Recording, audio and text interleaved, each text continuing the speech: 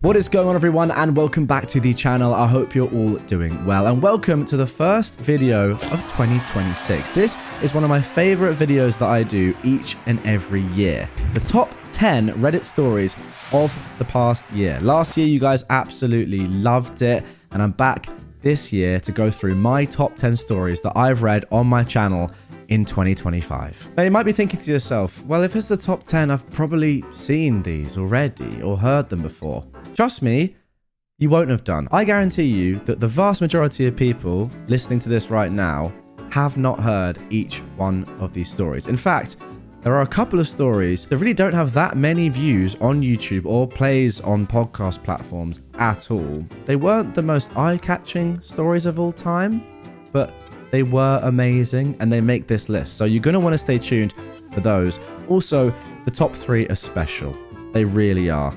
So special, in fact, that I've actually given some more context to them in the description. Don't look. Consider that a little spoiler of how good they are. So without further ado, let's get into the top 10, starting with number 10. Now, this story, for me, had to be in this list. It's not an amazing story. There's no, unbelievable sort of justice or a crazy character that does something that is just, out of this world.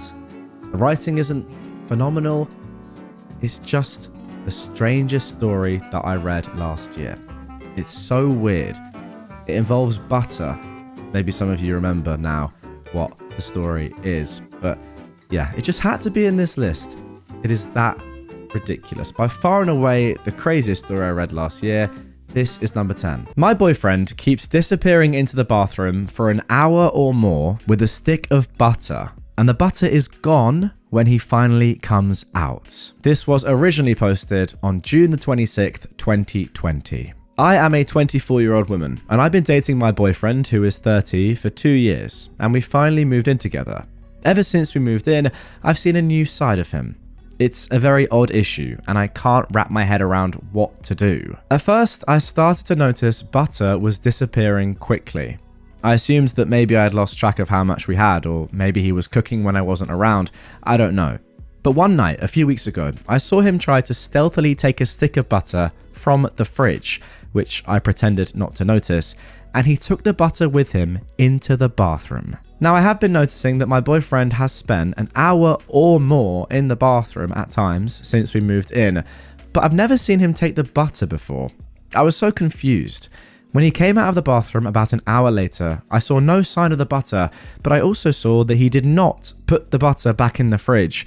It was gone. I tried to subtly keep an eye on him, and over a week he did this 3 separate times, and each time a stick of butter disappeared. Finally, I said one day, "Where did all our butter go?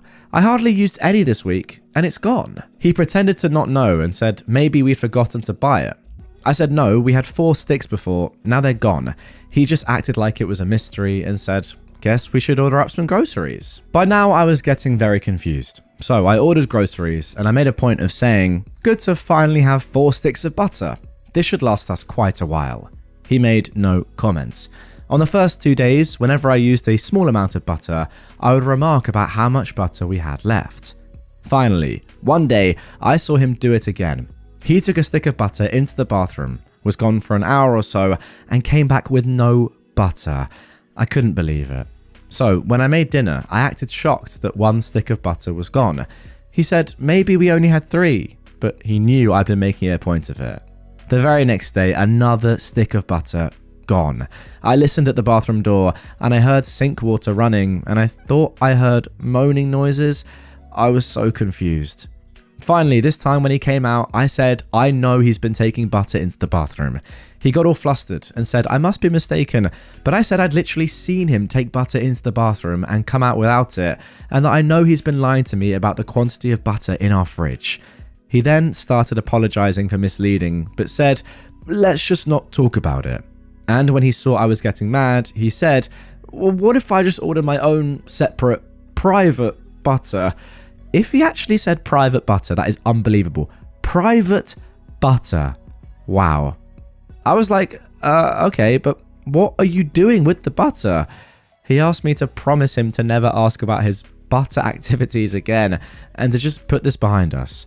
He said, just look the other way on this one thing, and stressed how it's not a big deal at the end of the day.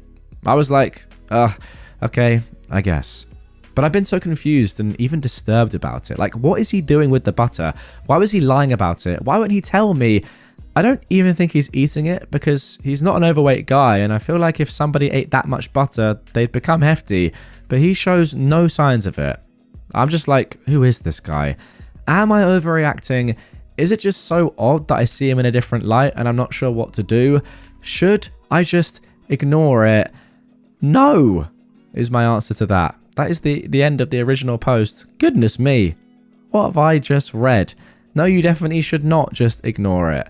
You're definitely not overreacting. This guy is strange. Let's jump straight into some comments before we get into an update for this one.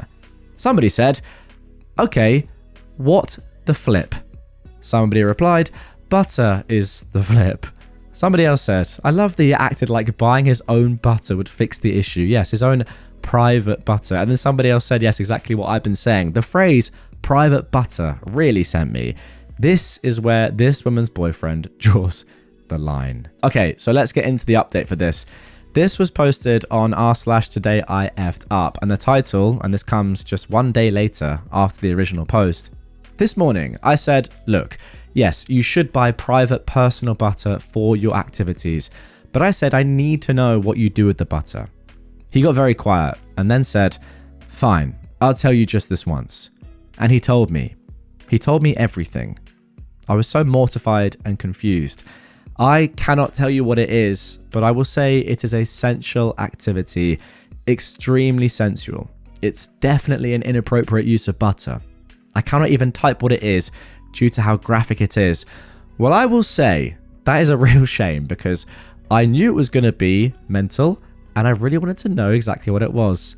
Maybe if I subscribe to OP's OnlyFans, I'll find out. But for now, we're in the dark. Sorry, guys. Anyway, let's carry on. On the one hand, it's just butter, but on the other, I can no longer see him the same way. I'm staying at my parents'. To make matters worse, a friend of his found my other post and sent it to him, saying, lol, this must be about you. I guess maybe he used to do it in college too? Wait, you're telling me other people know about this? So weird. He's now furious, and now other people I know IRL know what he does with butter. He is angry at me for exposing his butter-based proclivities. Now I've probably ruined my relationship and everyone knows my business, causing me shame and humiliation. I can't believe what he does with butter though, and I don't think I can be with somebody who does things like that. I consider it a momentous screw-up for me to have ever confronted him about it. This is my mistake because I can now never unknow what I know. Okay, and there we go. As long as OP is saying it's their mistake because they now know, and not their mistake because they needed to know, as in they needed to know what was going on, and you know, they made the mistake because they should have just left it alone and been fine with it, then I'm okay with it.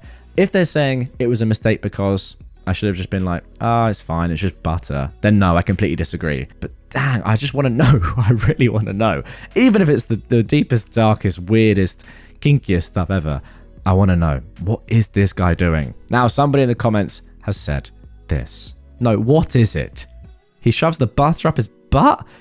He uses it like a butt thing until slightly melted, then licks it, then back inside the butt and repeats the process until the butter's gone? What does he do with the butter? That is the question on everyone's lips. Now guys, comment down below. What do you think this person does with the butter? Remember this. That YouTube is pretty strict with guidelines on what you can and can't write on the platform. But hey, let's just go crazy for once. Let's see if your comments get flagged, deleted instantly, or they're live on YouTube. I'm probably going to be the only one that will be able to know, and I'm sure I'll have quite a lot of like flagged comments to go through on this episode. But genuinely, I mean, you can just censor it. I want to know, what do you think's going on here? Honestly, while reading this, quite a few things came into my mind. Firstly, I thought, is there a chance he gets the butter and whilst doing things to himself, rubs it on his nipples? You know, that could be something. Secondly, he could just be eating it, could just love a bit of butter, and he wants to be private. He wants privacy when he does that. Thirdly, and I'm going to be honest, this is probably what I think is happening. I reckon that because he's in there for an hour, he is requiring that butter to melt.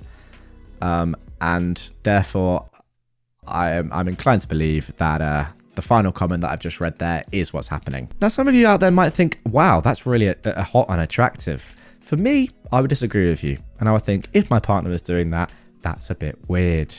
If you're going to do it, at least involve me. Please. Now, what I will say to end this, and again, I do want your comments down below about what's going on here, but there's definitely a joke about I can't believe it's not butter in here somewhere, and I'm sad that I've not found it. So comment down below. Give me something there. Okay, so there we go. That was number 10. Don't worry, there are going to be no more stories that are as weird as that in this episode, but wow, that had to be in there. But it obviously couldn't go any higher than number 10. Right then, moving on to number 9 now. This story is a little bit more serious. Well, it's a lot more serious. In fact, it's extremely serious. It's got a lot more gravitas, but this one had to be in there again. I really remember this one. It was very poignant, and I found it quite disturbing at the time. So this is number 9. His abuse led to my mum's death, so I took his house. So let's get this out of the way. I am a 34-year-old woman. My mum was 55, and my now ex-stepdad is 65. They co-owned the home as joint tenants, and everything they had together was 50-50 at this point and time. Let's call my ex-stepfather Larry. So, my mum and Larry have been married for 16, 17 years.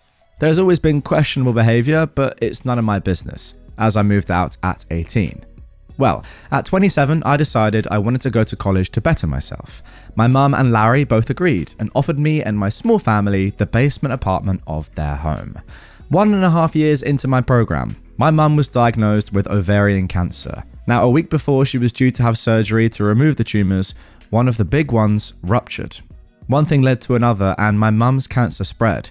She gets re-diagnosed with different cancer. It's rare, and it's in the connective tissue. She gets given a 2-year estimate without treatments. Now, this is where Larry starts becoming abusive. He's at this appointment with my mum and has a full-blown tantrum. Notes: I have my mum's medical notes and a doctor who noted all of this. This is important for later. He says that, quotes, his wife won't be doing anything. He storms out of the room, and my mum then tells this doctor, who also put this in the medical note, that she, quote, fears for her life because she knows if she doesn't do the treatments, she will die, but she also knows that Larry won't let her. Larry becomes abusive. He starts becoming verbally, mentally, and physically abusive. He drained their joint bank account so my mum couldn't even buy herself bread, cut the brake lines on her car, and more, and did everything in his power to stop her from doing treatments. Let's say she had treatments twice a week, every week. She'd maybe be able to get to half of those if my spouse or myself drove her. My mum ended up moving into my unit in the basement, and I started defending my mum against Larry. I told him, quote, if he didn't stop, I'd be doing everything in my power to ensure that he is held responsible for her death. He proceeded to laugh at me and told me, quote, I'm a woman, what can I do to him? His abuse then extended towards me at pretty much any chance he got. Well, I hired my mum a lawyer and changed my program to criminal law as quickly as I could, so I could learn everything I could with how the system works. I then handed in evidence and we started to build a case. It took 8 months of collecting evidence through security cameras I set up in the home. Now, Larry knew of these cameras. I had nothing, and he was aware he was on camera in certain areas of the home. During this time, I had already been pre-approved by the bank to purchase his 50% of the house. All he had to do was sign one piece of paper and agree, and within 30 days, he could have gotten $250,000. He refused because, quote, I wasn't going to get his house, when he was going to put my whole family on the street. And yes, this was all caught on camera. Larry was handed a summons by my lawyer's office to attend court with us. Well, he refused. He said he knew more than the lawyers and wasn't going to show. Because of this, we ended up winning in court and sole possession of the home was given to my mother. All his assets are locked and put under my mum's supervision to prevent him from liquidating them. He has a restraining order on him from the house and my mum, and he isn't allowed to leave Canada. He was evicted by the police that night and locks were changed, etc.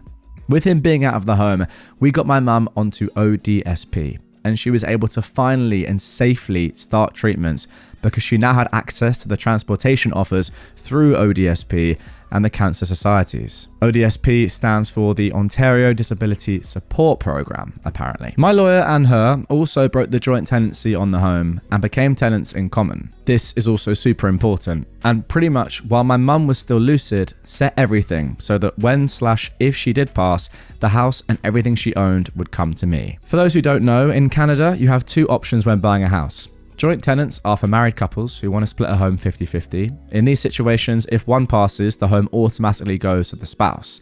Tenants in common is when you can say buy a house with more than one other party and everyone owns their equity separately. In the event of a death, they go by the will and that equity can be transferred to whoever is listed. Google for more details. In the next 2 years, before my mum eventually lost her fight to cancer, we kept going to court with Larry. He kept refusing to deal or even sign divorce papers, not taking offers, etc. I became my mum's caregiver and was the one who cared for her in every aspect. Closer to the end, Larry told not only my lawyer, but also the judge in a court settlement meeting that he, quote, refuses to sign or deal with anything else. He would also not attend any more meetings because he would wait for my mum to die and take everything. He was told then in court by the judge and lawyers, two of them, that wouldn't happen. He laughed, and yeah, that was the last anyone has heard from Larry. My mum passed away this year. Not due to cancer, but due to a complication from the cancer. She had a tumour rupture and it caused an upper gastro bleed. She died in my arms. There was nothing I could do for her. I was diagnosed with PTSD from the traumatic event. This is also important, and I still somehow managed to handle everything. Larry has changed all his contacts and hasn't updated the courts on his whereabouts. After she passed, my mum's lawyer took her will and we went through the probate court system. Since my mum had been granted sole possession and, as per her will and the videos that my lawyer and the judges had all set up prior to her passing, everything was to be transferred to me. I had to sign some paperwork with the judges, just agreeing to everything that had been set up, but it was all done legally and properly. I also took all of my mum's medical notes, including that note from the original doctor that spoke about Larry's outburst and my mum's fears. Unfortunately, both my lawyer and the judge said they can't hold him responsible for her death, but they all do agree that his actions did lead to her death. I'm still in court as we speak to try and push this through to have him criminally held responsible. I know it's a long shot, but I'm still trying. My lawyer is saying it's like a 60-40 chance, but she's seeing what she can do based on the evidence and confessions we have from him. There's a chance, but it's slim. The home and everything she owned got transferred to me, so I am now the registered owner of the house with sole physical possession. I've also been granted her life insurance, which all went to paying off her debt, including their joint line of credit card, etc.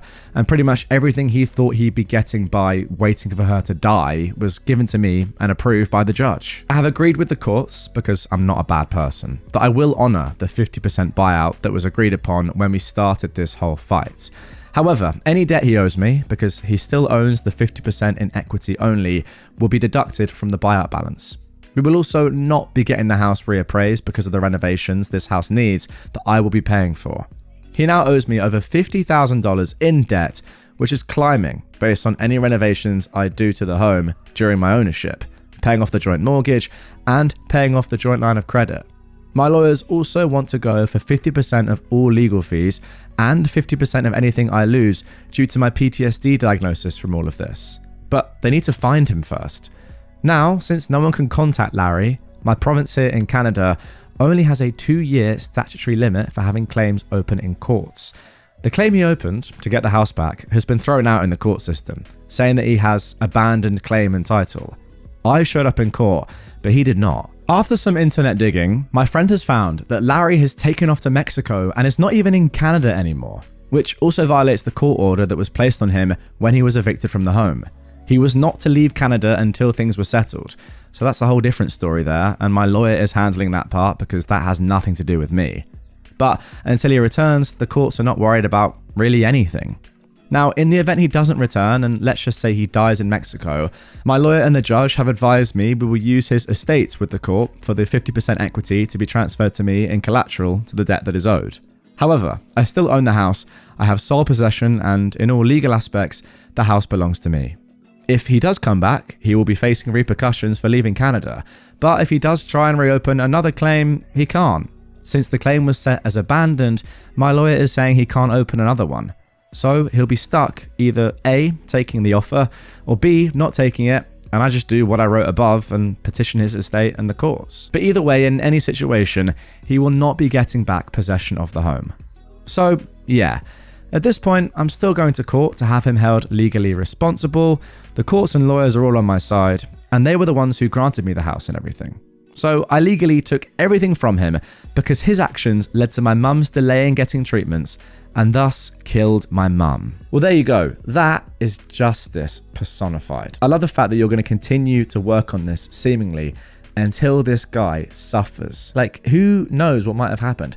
If there weren't those delays in treatment, your mum may well still be with us. In fact, it's actually quite likely that she could be, which is a horrible thought to have. And I can't believe this guy got away with what he did, but yeah, there has to be justice. Hopefully, this is going to be over pretty soon. It seems like you've had an extremely rough few years, but yeah, I don't know where this guy is, what's going to happen, but at least the courts are all on your side, and it seems as if everyone that is involved in this, from a legal standpoint, is backing you. And no matter what really happens next, I mean, say your ex-stepdad comes back, say he doesn't, you know, if you never see him again, I think you'll still be all right based on what I've just read there. So yeah, I mean, you've been through such a hard period. I hope it's going to get easier now, but again, let's see what happens. Okay, then moving on to number 8, and we've not even talked about any entitled parents yet. In fact, number 9 and number 10 were not from our /entitled people or entitled parents. So I think it's about time we had a look at the most psychotic entitled parent of all time. That is what I titled this episode back in March. And yeah, definitely the most psychotic entitled mum of 2025 is in this story, and therefore deserves to be in the top 10 stories of 2025. She called me a killer. Now she's out. This story is truly cruel. The closest person to me in the whole world is my grandmother. She was the one who saved me when my mother was abusing me. When my mother threw me out between the ages of 13 and 16, I knew I could take a taxi in the middle of the night and go to my grandma's. She would come downstairs at any hour, pay the fare, and take me in for the night. When I wanted to hurt myself, I either went to my grandma's or I called her. And this grandma, astonishingly, is my mother's mother. And she is painfully aware that her daughter is a monster, not a human being. She knows exactly how much harm my mother has caused me. A few years ago, my grandma had like a full collapse. She was barely breathing and her heart was barely responding. She was rushed to the hospital completely unconscious. My mother was screaming in hysterics. I cried my eyes out every night. The doctors gave her no chance. After 3 months of unconsciousness, they asked us, the family, to consider taking her off life support, to let her go. By then, I hadn't spoken to my mother in years, but in that situation, of course, we started talking again. One day, my mother called me, crying and begging for advice. What should we do? Should we keep grandma on the machines, or should we let her go? The hospital didn't want to keep her much longer. They wanted to transfer her to hospice. She occasionally breathed on her own, but the question was, if her condition crashed again, should we intubate her again? If she stopped breathing? I love my grandma 100 times more than my mother. She meant the world to me. But I also knew she would never want to just exist, as she used to say, like a vegetable. She was a strong, amazing woman who always wanted to stay independent. So I told my mother, she's still alive now. She's still breathing. Let's hold on to that. But if she were to go to hospice, I don't think we should prolong her life by force. And at that moment, my mother's tone changed. Ha! Got you! I knew it! I knew you always wanted to off her! I recorded this! You idiot! You totally fell for it, you stupid female dog. Now the entire inheritance will go to me. Oh my gosh. I hung up. 2 days later, my grandma regained consciousness. It took her almost 6 months to fully recover her strength and mobility, but she did it. She's been doing well ever since. It's been 6 years now, and she's fine. My mother has visited her many times, playing that recording over and over again. She keeps repeating, "That beloved granddaughter of yours wanted to off you." But Grandma always replies, "Oh, F off. I wouldn't want to spend the rest of my life on a ventilator either. She was right. Then, after some time, my grandma wrote an updated will. One that can't be challenged. One that completely disinherits my mother, and it's signed by several lawyers and psychologists. My grandma is doing well. I love her more than anyone in the world. And my mother, who would have inherited something by legal succession if she acted like a human being, will now get nothing. F you. Wow. I mean, look, I said it in the intro, guys, but do you not agree with me? This has to be the most psychotic mum that we've seen. That is genuinely crazy. Like, that's so mad. I can't actually believe that your grandma is so amazing. You seem like a pretty normal person, nice girl, and your mum's just like that. How is that possible? It's actually insane, but hey, you need to get away from that woman as quickly as possible. She sounds off her rocker. Also, like, shout out to your grandma for recovering from that and still knocking about now, 6 years later. That's insane. Sorry, let me just reread this. Was she like unconscious pretty much for 3 months and made it through? Elite stuff. You know, I feel like if your mum was unconscious, she'd probably just be like, oh, you know what, I'm not going to fight, can't be arsed, I'm a terrible person, and just die. Bit of a weird thing to say, but the point being, I admire the bravery and courage of your grandma, and I think that is maybe what pulled her through. Okay, moving on to number 7 now. This one I really had to include because it just hit so close to home. If this happened to me, I would be... I can't even find the words to describe how devastated I would be. It involves a woman deleting her husband's YouTube videos on purpose. It's like my personal worst fear. So I had to, of course, include this story in the top 10 stories of the year. I am a somewhat popular YouTuber. My wife deleted my recordings because she's never seen me crying and I'm unemotional. This was originally posted on January the 7th, 2015. First of all, please don't ask me who I am and my YouTube alias. I want to keep this anonymous. Anne and I have been married for 9 months. We've been together for 3 years. Our relationship has been pretty smooth and I love her to bits. However, we have a big personality clash. We've lived with it in the past, but it's affected her more than it's affected me. I'm more of a keep it all in guy and I prefer to deal with my issues by myself. She, on the other hand, talks about her issues with me and we work through them together. I've always been a little cold, maybe steely is a better word. I'm not too emotional, not that it's a good or bad thing, it's just the way I am. My wife and I were forced to put down our dog recently. He was my dog before we met, but he became a big part of our family. She loved the heck out of that dog, and I did too. When I lived abroad for a year, he kept her company, and she was very close to him. So we came back from the vet, and she was crying all the way. I was feeling really sad, but I wasn't really showing it. She asked why I wasn't feeling sad. I told her I was. She started screaming at me for not having feelings, me being inhuman, me being cold, and her being scared of me for that. I told her that I cannot force myself to cry, and I was feeling terrible inside. We get home and she went off about I'm barely human and I'm basically an automation. She then went on and on about how she's never seen me cry. Not when we'd broken up 1.5 years into our relationship. Not when my mother died. Not when I was leaving for a year to work abroad. I told her that me crying doesn't solve anything and she should quit bothering me. I went to bed. The next morning, I wake up and decide to edit some videos I wanted to upload. I work from home and I have one main computer to work from. It has 3 hard drives. The first one is my OS drive, the other 2 have recordings on them. I wake up to find the other 2 completely wiped.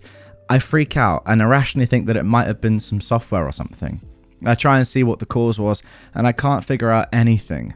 I put in so much work recording these videos, so much effort had gone into them. I broke down. I had backed up only the recordings from 2 months ago. I'm sobbing hard and I just feel pathetic. I'd lost so much of my work and I couldn't figure out how. My wife then comes in, sees me, I tell her what happened, and she tells me she did it. She wanted to see me cry and didn't know how else to make it happen. She's happy she got to see that some part of me is human. She tells me it was healthy for me to let my emotions out. I swear to God, that is the first time I've ever wanted to hit her. I would have strangled her. I packed up a few things, my laptop, my phone. I got in the car and I told her that I'll call her when I'm ready. I'm staying with a buddy of mine right now and I need to figure this out.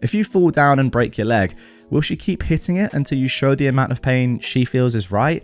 I wouldn't trust her with my property, my feelings, or my future. And if I can't trust my spouse, there's no point to the marriage. Opie replied, I texted her. I received a text saying, how are you feeling? I'm annoyed, so I text her, hey, do you have any feelings about a divorce? Go ahead, let them all out. It's healthy for you. Wow, Opie actually did what the comment said. Her response was, baby, I'm really sorry. I didn't mean to do that. Leo died, and I guess it was just too hard on me. I love you so much, and I know what I did was terrible. Please forgive me and come home. I miss you. Let's just talk this through. Leo was our dog. Then another text. Please don't do anything rash. We just got married. Why divorce? We have our entire lives ahead of us. Please don't let one mistake of mine ruin that future. I love you. I'm sorry. Please come home, or at least tell me where you are. Yeah, because your dog dying would make you delete all of your husband's work. Very, very, well, I mean, I was going to say very rational, and I'm not saying that you need to be rational when, you know, you have trauma like this, but dog dying leads to delete husband's work just doesn't make any sense anyway. Like, doesn't matter if you're in grief or mourning or whatever. It's just so weird. Anyway, let's get into the update. 5 days later. A lot has happened. I'm not going to cover all the events of the past few days, but here's the most important stuff. Data. I had a friend hook me up to a local store that specializes in this. Proper recovery is expensive, but they said that since no data is rewritten, it's possible. I'm waiting to hear from them tomorrow. That is great news. I didn't actually think about that, but yes, I'm sure there is a way that if you get a bit lucky and you use the right people, you can recover your files. Divorce. I decided that I'm not going to ask for a divorce. What happened was bad, but not divorce worthy. I want to give this a chance. Okay, fair enough. Wife. I went back to her. She was crying. It looked like she had been for a long time. I went in and she hugged me and cried even more, apologizing profusely. When she got a little more stable, we talked. She started by saying that she understood how badly she effed up. She said that I'm well warranted to ask for a divorce. However, she said that she will never do something like this again and that she doesn't want to spend the rest of her life in regret.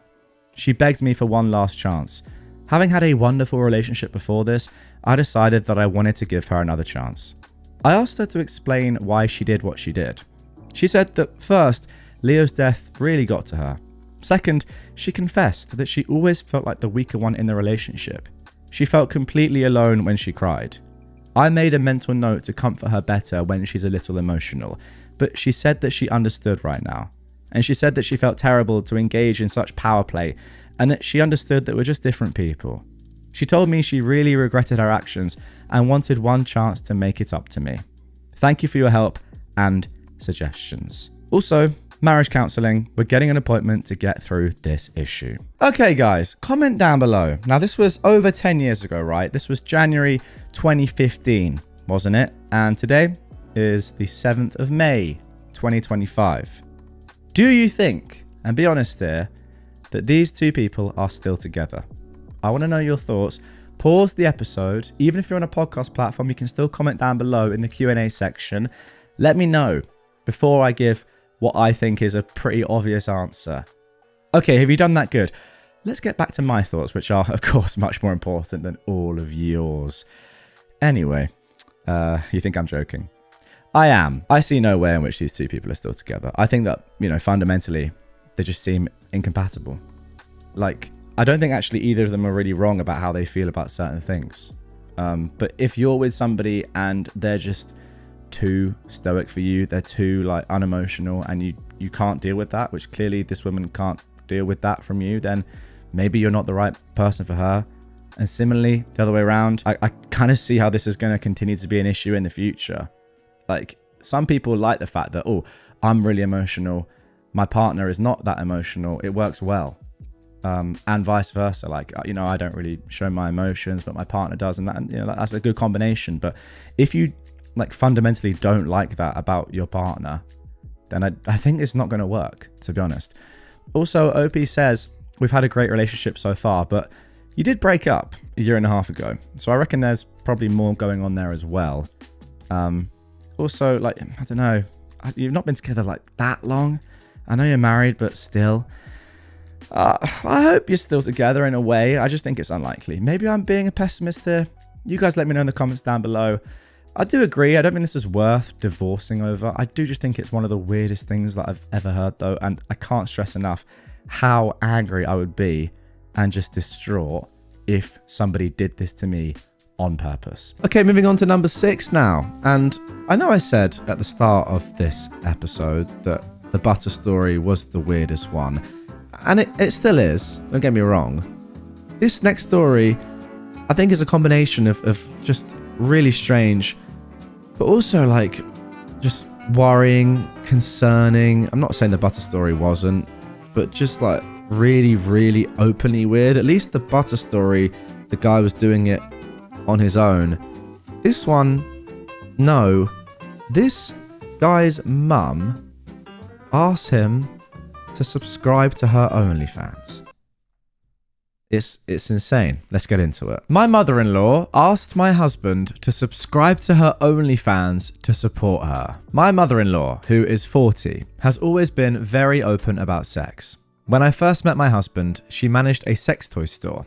About a year ago, she started working towards a degree on sexual health and wellness. She nude models for a local artist, and around a month ago, she started an OnlyFans account.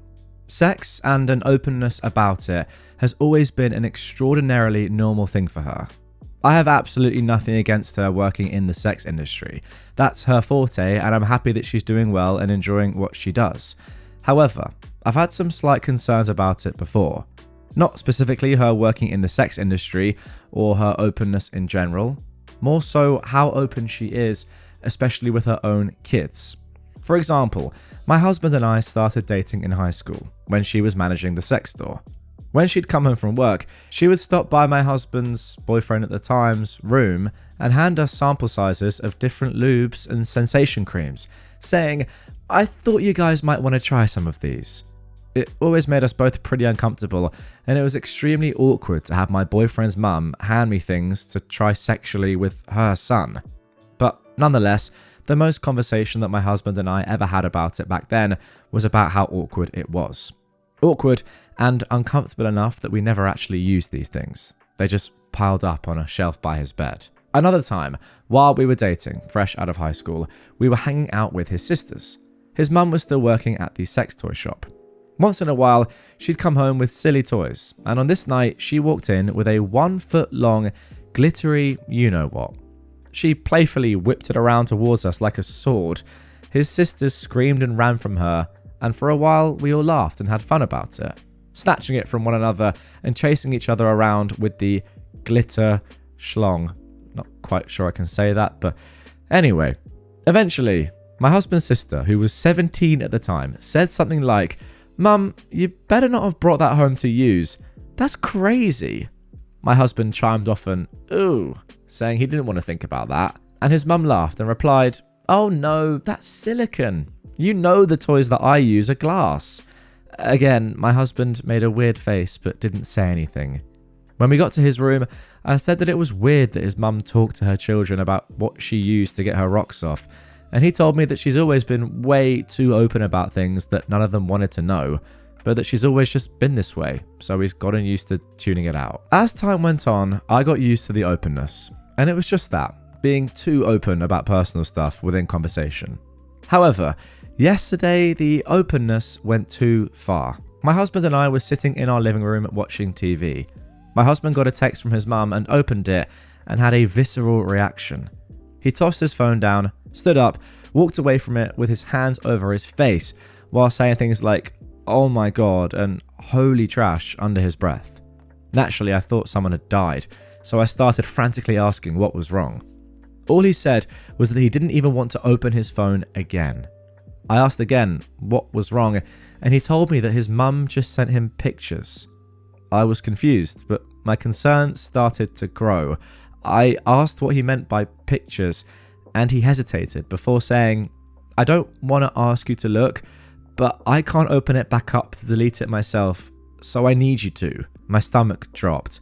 I opened his phone to see what was there, and I immediately felt nauseous. There was a text that read, "Hey, I know you've always supported me, and I wanted to see if you'd be willing to subscribe to my OnlyFans so that I can get my numbers up while I'm getting started. Of course, I don't expect or want you looking through it, but the more subscriber numbers I have, the more engagement I can get. I was also wondering if you'd be willing to share my link to some of your friends at work. My husband is in a male-dominated blue-collar job. The pics I included are to send to them with the link, but don't tell them I'm your mum. And under was the pictures. There were 3 nude photos of his mother. And not just naked in a mirror or pic of the boobs kind of photos. They were full-on pornographic photos. One of her tied up in BDSM gear. One of her face down, butt up on her bed. And one of her with legs spread and a you-know-what halfway in her mouth. My blood was boiling. I deleted what she'd sent, and my husband and I were both silent for a moment. I didn't know what else to say or do, so I broke the silence by asking, "What now?" My husband told me to block his mum on his phone, so I did. I asked if this was something his mum has done before, and he said no. He told me that in the past, she's asked if he wanted to see pictures of the drawings she posed for. He always felt a bit guilty saying no, so he simply didn't respond when she asked, and she never sent it. Then my husband went pale and started walking to the bathroom, saying he felt sick. While he was in there, I blocked his mum on my phone as well, including her social media. When my husband came back out of the bathroom, he called his sister. He asked her if she was with their mum, and when she said no, he explained to her what had just gone down. His sister was also speechless. Then he asked her not to say anything to other family members right now, and explained that neither him or I would be in contact with their mum for a while. He also told her that any time we were home for a visit, he would let his sisters know so that we could plan to see them, but that his mum would not be included in those plans from here on out. My mother-in-law quickly realised that she was blocked on everything by the both of us, and by that night, she had the whole family blowing up our phones asking why. The constant messages haven't stopped, and so far, we've just muted our phones as we don't even know what to say. How do you explain that your mother sent you her homemade prawn? Okay, so there we go. That is it for the original post. As I said in the introduction, we have a couple of updates to come in this one. Before we get into the first update though, let's first of all have a look at some of the comments. Somebody said under this first post, quoting, "Covert incest is a form of non-physical sexual abuse. Examples of covert incest could be the parents sharing intimate, graphic details of their own sex life to the child, practicing voyeurism, exhibitionism, inappropriate sharing of images, and similar behaviors that, while still being sexual abuse, are described as covert for their intangible nature." Yeah, that all makes a lot of sense to me. That sounds exactly like covert incest. Goodness me. OP replied saying, "Thank you for these comments. I've never heard of covert incest, but now I know exactly what is going on, and my husband and I both have some reading up to do."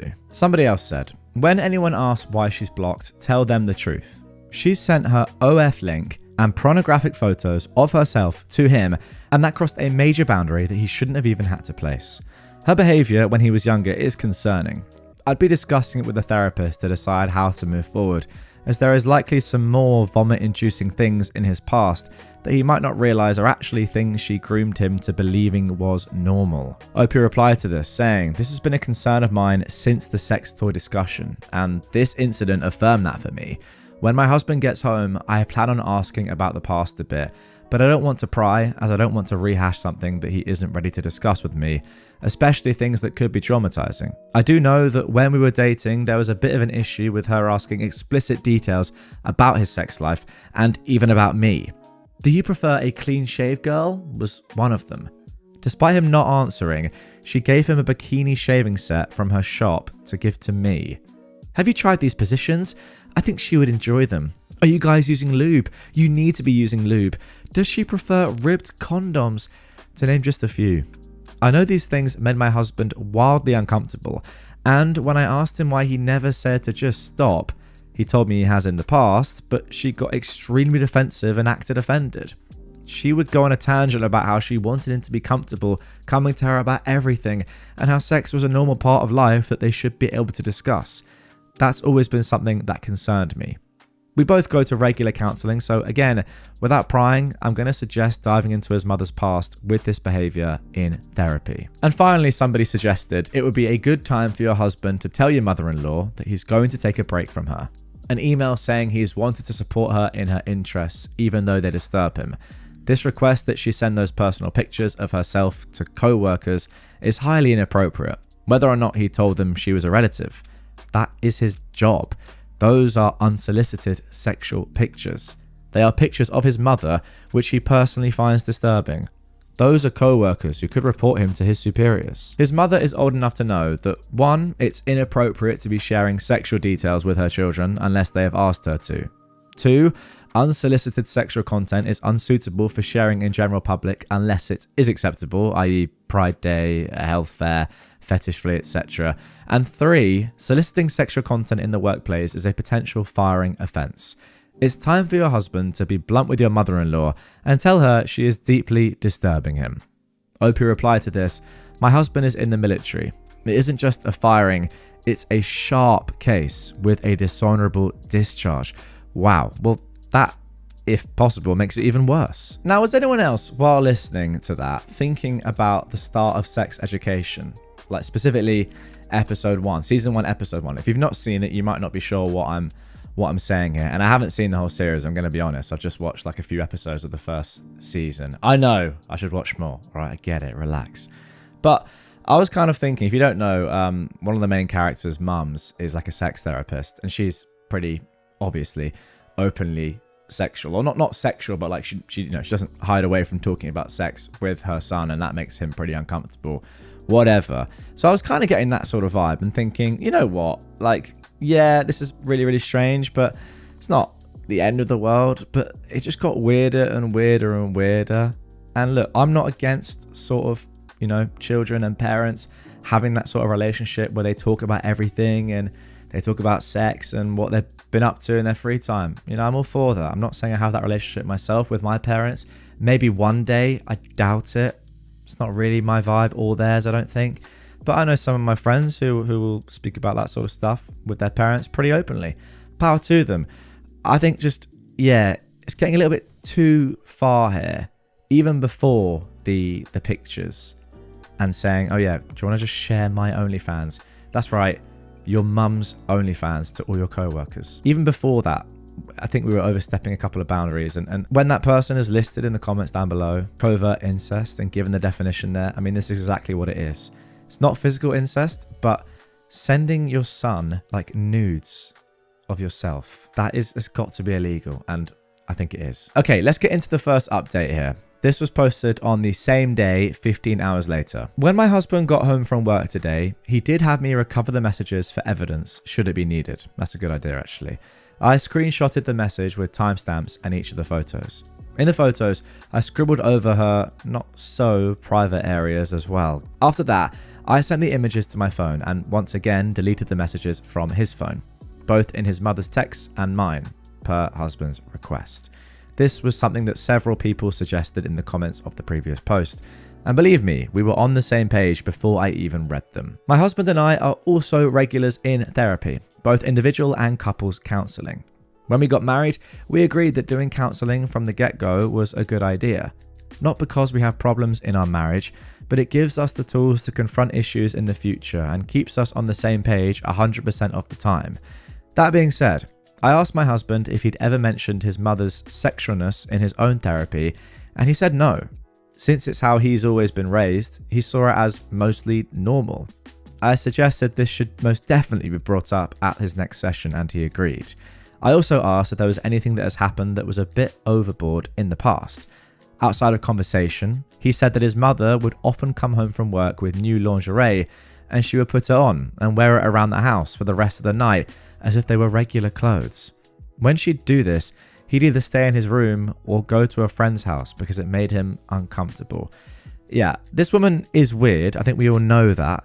But she's becoming weirder and weirder the more we find out about her. And this, as I said, is bordering, if not is already there, in terms of breaking the law. Several people asked why there hasn't been a conversation about her talking about uncomfortable topics. There has been.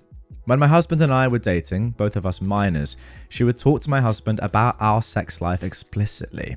Some of the questions she'd ask him are if he likes girls who are clean shaven, if him and I were using lube, if I preferred rib condoms, if we tried certain positions, even if I preferred stimulation via clitoris or G-spot. Wow. When she'd ask these things, my husband simply wouldn't answer with more than, I don't know, but eventually he did tell her to stop.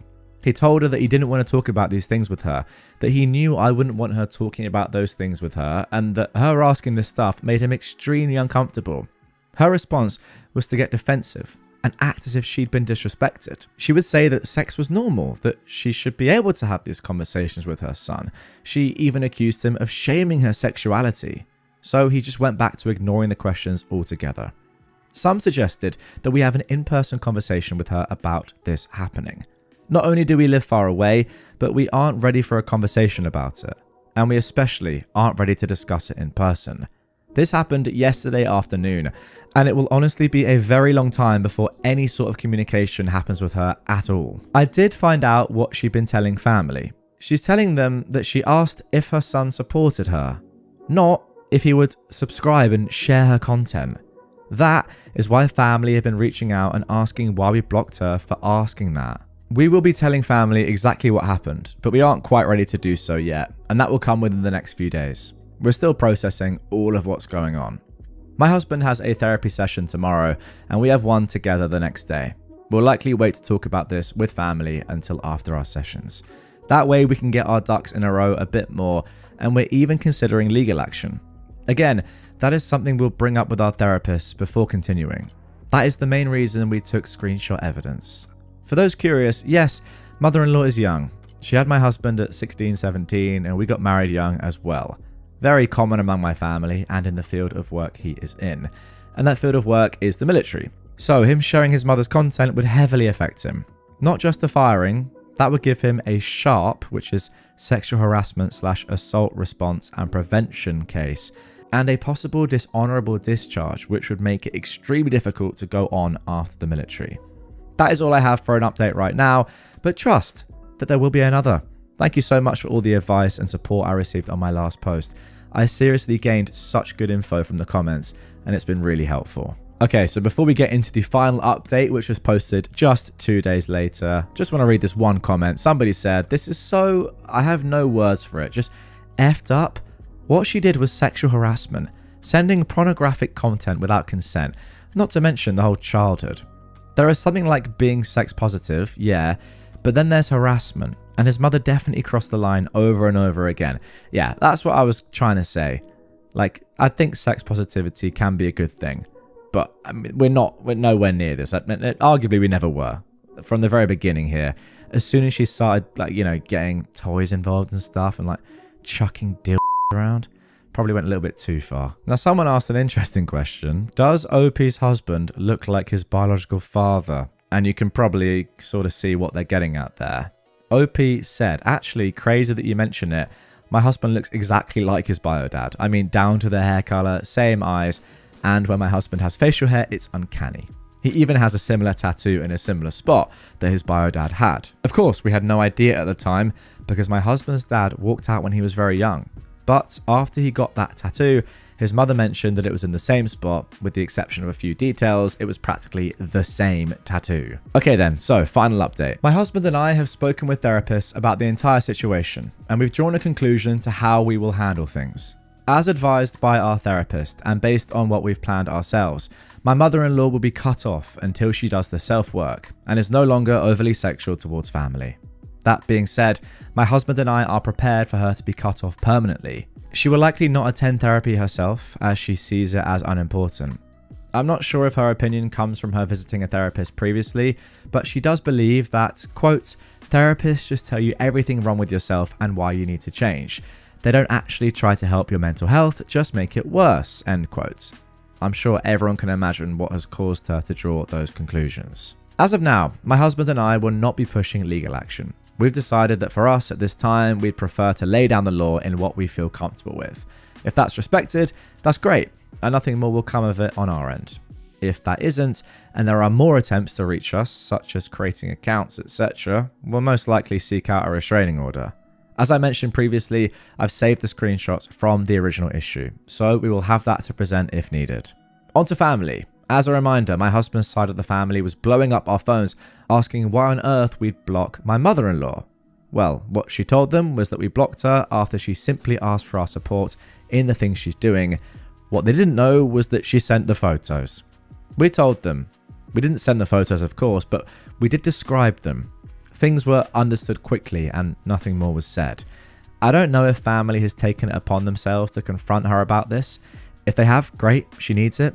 If they haven't, oh well. Now, from our perspective, I was raised in a family where everything was very taboo. Sex, sexuality, our bodies, even our periods were difficult to talk about. So much so that when my mum found out I had a crush on a boy when I was 13, I cried and profusely apologized because I thought I'd be in a lot of trouble. Asking questions wasn't okay either, so when I did have questions, I couldn't simply ask. For example, I overheard my mum say the word prawn and I didn't know what it meant. I asked what it meant and I got sent to my room. So, at 7 years old, I grabbed the family tablet and I googled it. I saw a bunch of naked people, got scared, put the iPad back in the living room. When my parents checked the search history that night, I was screamed at and not allowed to touch electronics for the rest of the year. So, with all of that in mind, a sex-positive family was so incredibly foreign to me. The idea of being able to go to your mum, ask about sex or your body, and have a conversation instead of getting in trouble was completely new. When my husband and I were dating, I never knew that his mum was going too far. I thought that this simply was sex positivity.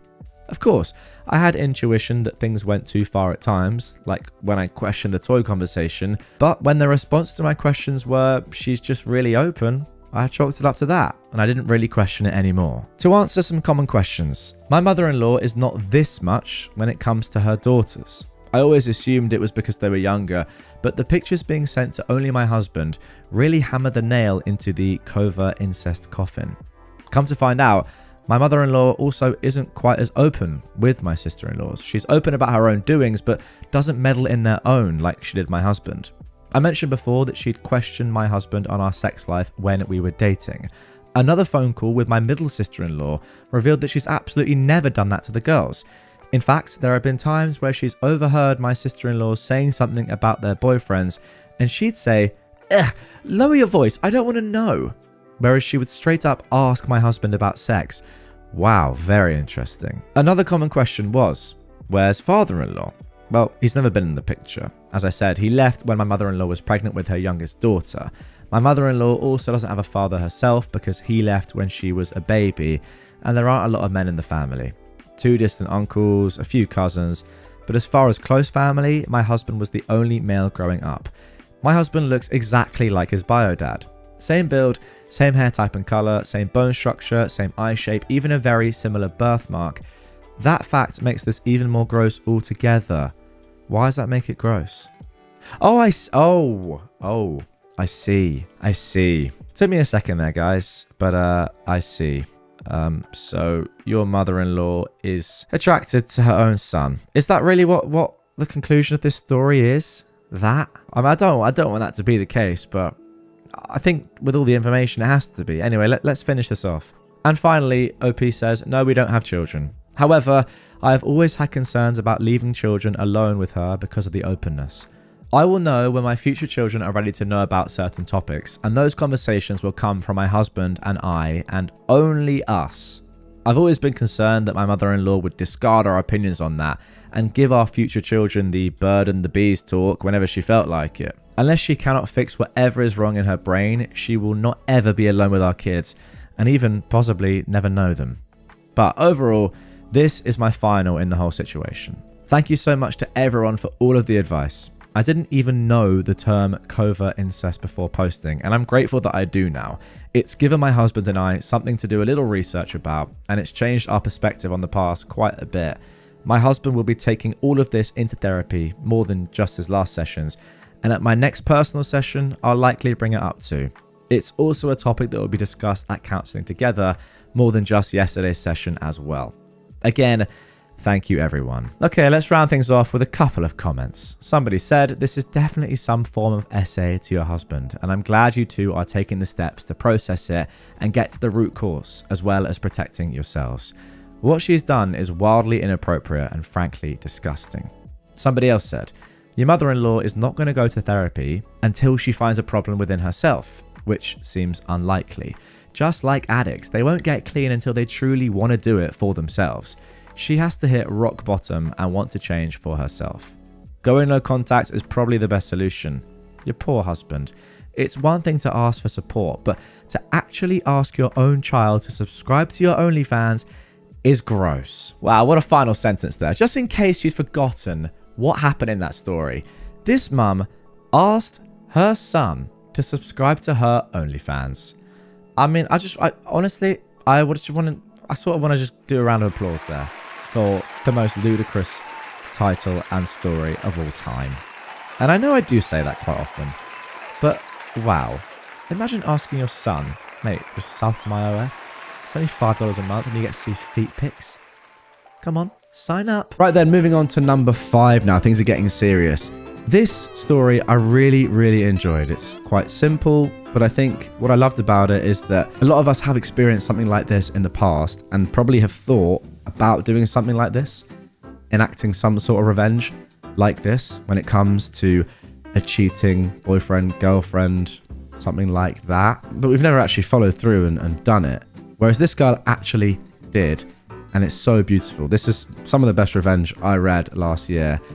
This is how this girl set up fake dates to destroy her cheating boyfriend. I set up numerous fake dates for my cheating boyfriend. 8 years ago, I entered a relationship with someone who was almost too good to be true. He listened to everything I had to say. We had so much in common. I felt finally understood and really seen by someone as who I really am. I opened up to him more than I intended to, way too soon. If it sounds too good to be true, it usually is. Now I know that what he did to me back then was love bombing. Some examples of his techniques. The second month of dating, he took me to an uninhabited island with his small boat, set up a gorgeous lunch he prepared at home, served limoncello, we went diving and he found a giant shell and gave it to me as a token of his love. Shortly thereafter, he took me to his childhood home, showed me pictures of his parents who were deceased, and gave me his old toy he claimed was his fondest childhood memory. I was sure he was the one. I might be in the wrong here, guys, but that sounds really nice to me. I know that love bombing is a real thing, and people that love bomb do stuff like this, but are you allowed to do this and not be a love bomber if you do really love someone? Surely you are. Anyway, however, soon things started to change. At first, it was the little things. He'd make a cynical comment here and there about the way I looked or something I said, and that made me feel very insecure. He'd flirt with other women in front of me to make me jealous. I'd cry and he'd apologize and temporarily revert to his old romantic, loving self. But his outburst became worse and worse, and the amount of pleading with him and convincing him of my love was growing each time. I felt exhausted and drained by the constant need to prove my love for him, just to earn a little bit of affection that he initially showed me. I once got out of the shower and caught him browsing an online dating site. He said he made sure that I saw what he was checking out to see if I get jealous and controlling again. I didn't believe him. He was actually very bad with computers, and early on in the relationship, he once called me on the phone and asked for my help with setting up an online account for playing chess. I tried to guide him through the process of setting up a username and password at this particular site, which was somewhat more complicated than these things usually are, and he grew impatient and just told me the username and password he wanted to use. I remembered that, and I tried this username and password on the dating site he visited. I immediately got into his profile, and what I saw broke me. Not only was he chatting up other women, but it was clear from some of the conversations that he had met other women and had sex with them. Some of the conversations contained intimate information about me and what he was dissatisfied about with me. What I read hurt so much that I cried on the floor like a little baby. By this point, I knew he wasn't perfect and that our relationship was far from perfect, but I was clinging on to that initial phase of our relationship, which made me feel the happiest I had been in my life. Now I had to deal with the fact that it was all fake. I cried for hours, and then something in me broke, and I decided to get even. I set up a fake online dating profile, the first of the many to come. I started chatting with him, and after a few days, he suggested meeting. I feigned hesitation, but he insisted. I reluctantly agreed to meet him in a large coffee house. I went there, half disguised, and I sat where I knew he wouldn't see me. I half hoped that he wouldn't come and that it was all just a bad dream. I called him 10 minutes before the meeting with the mystery woman to ask where he was and if we could meet. He said that he couldn't because he had an errand to run.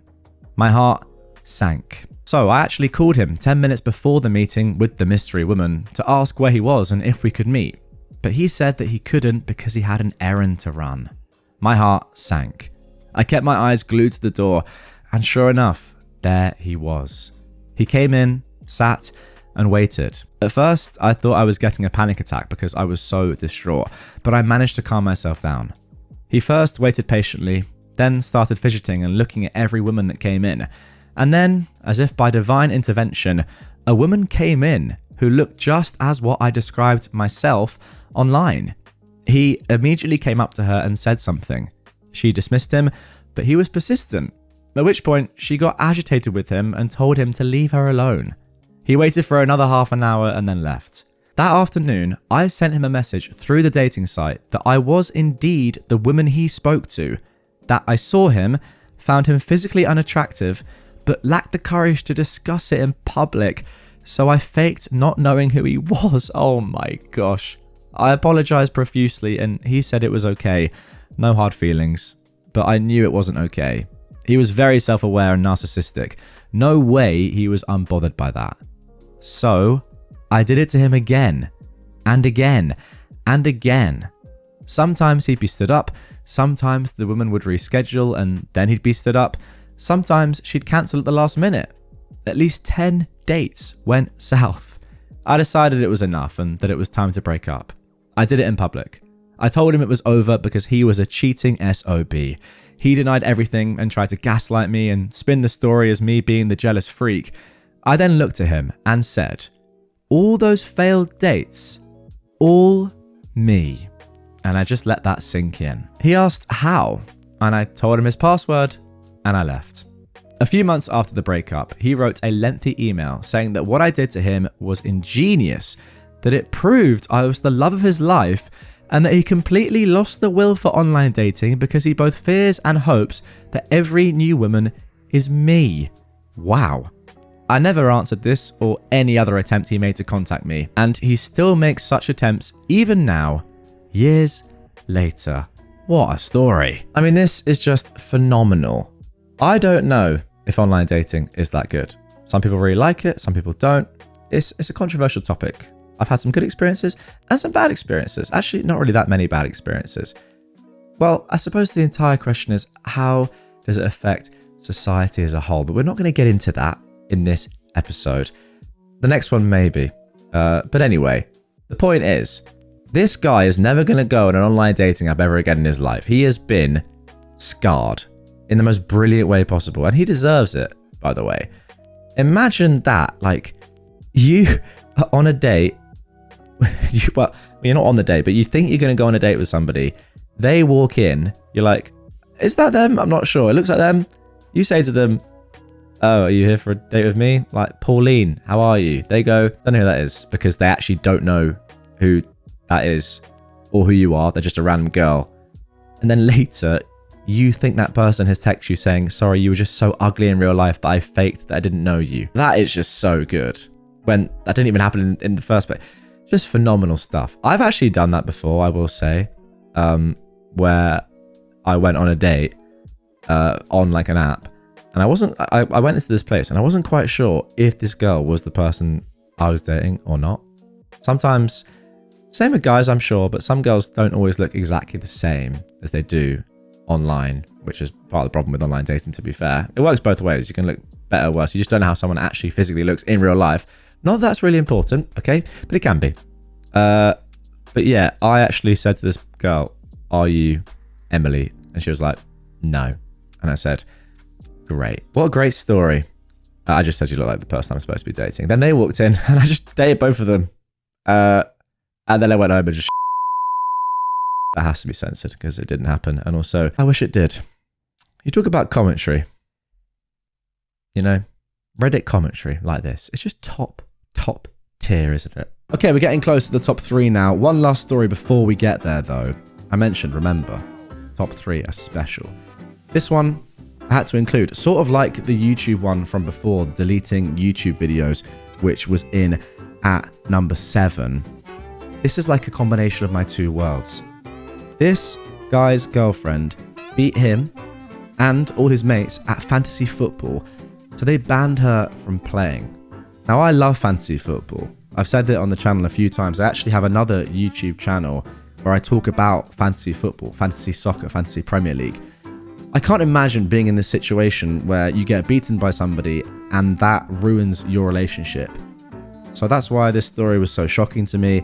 Here it is. My girlfriend found out that I lied about me and my friends playing fantasy football, and I know I screwed up big time. This was originally posted on September 21st, 2025. I know it was wrong to lie to my girlfriend, and I probably should have just told her the truth. I lied because I didn't want to hurt her or upset her, but I realized it was still a lie. I've been playing fantasy football with some friends for years. We're all big sports fans, but football is the biggest. Last season, one of the guys dropped out of our fantasy league because he said it was taking up too much of his time and he was afraid it was pushing him into a gambling problem.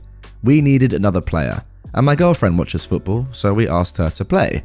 I know I'm going to catch heat for saying this, but it wasn't as fun playing with her as I thought it would be.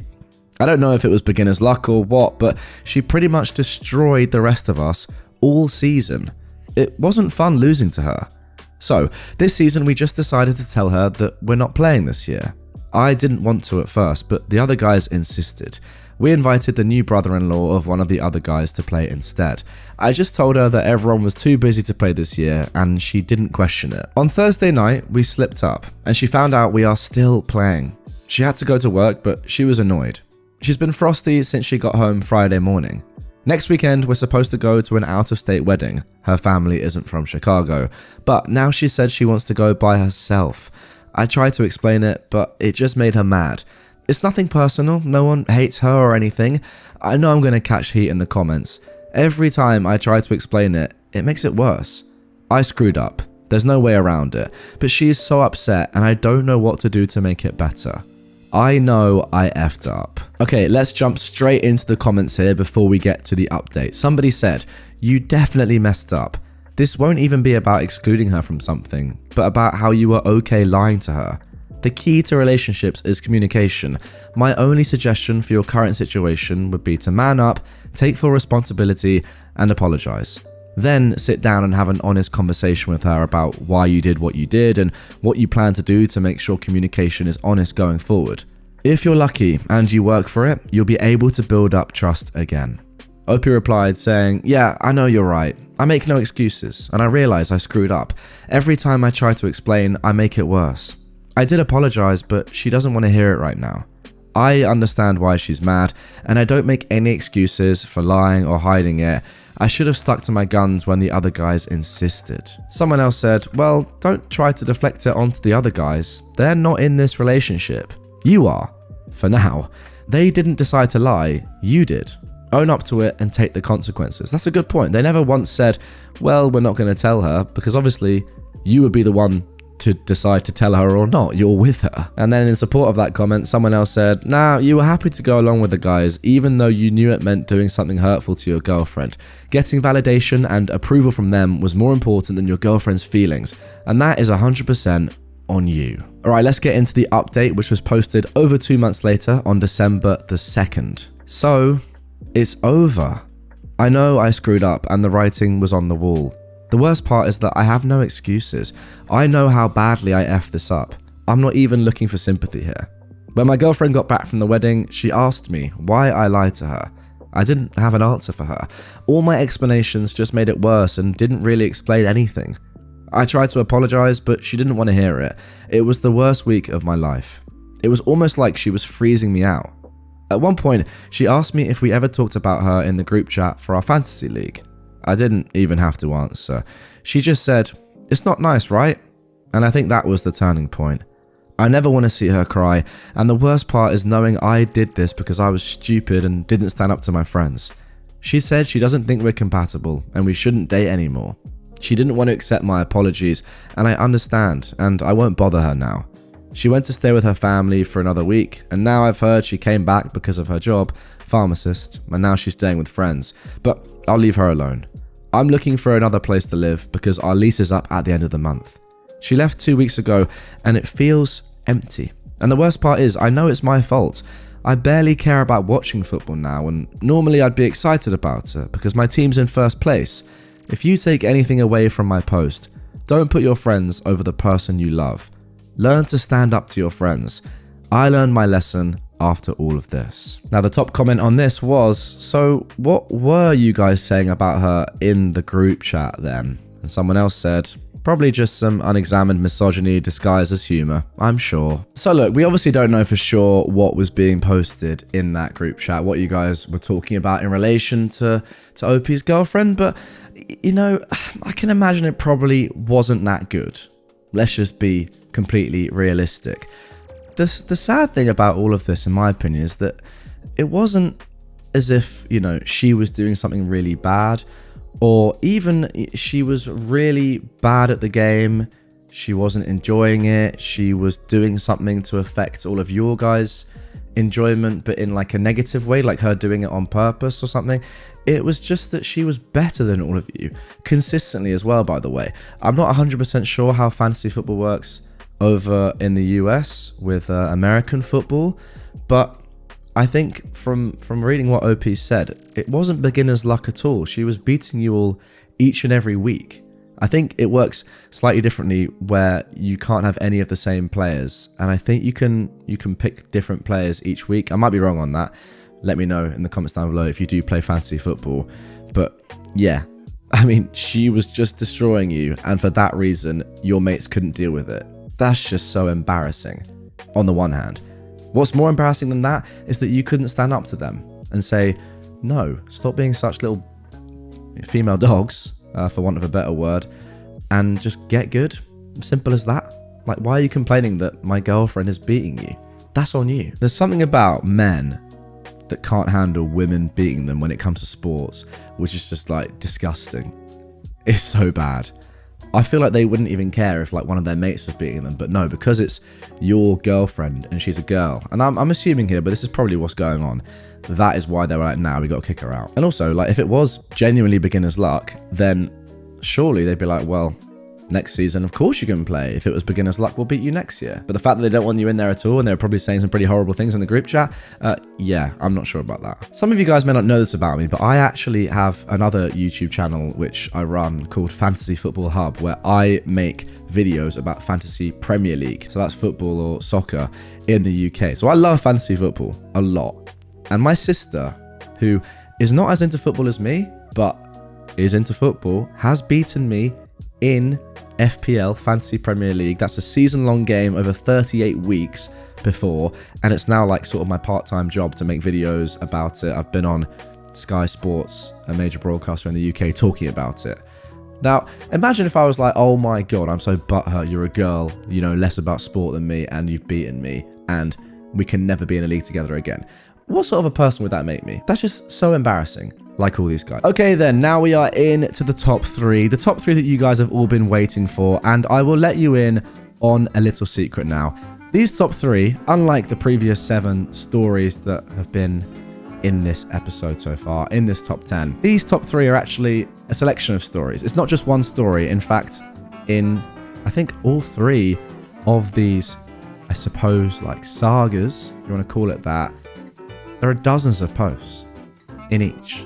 So what I've done with all 3 of them is I've just included the first story or the first couple of stories in each of these. Otherwise, this video would be like, I don't know how many hours long, 10 hours long plus.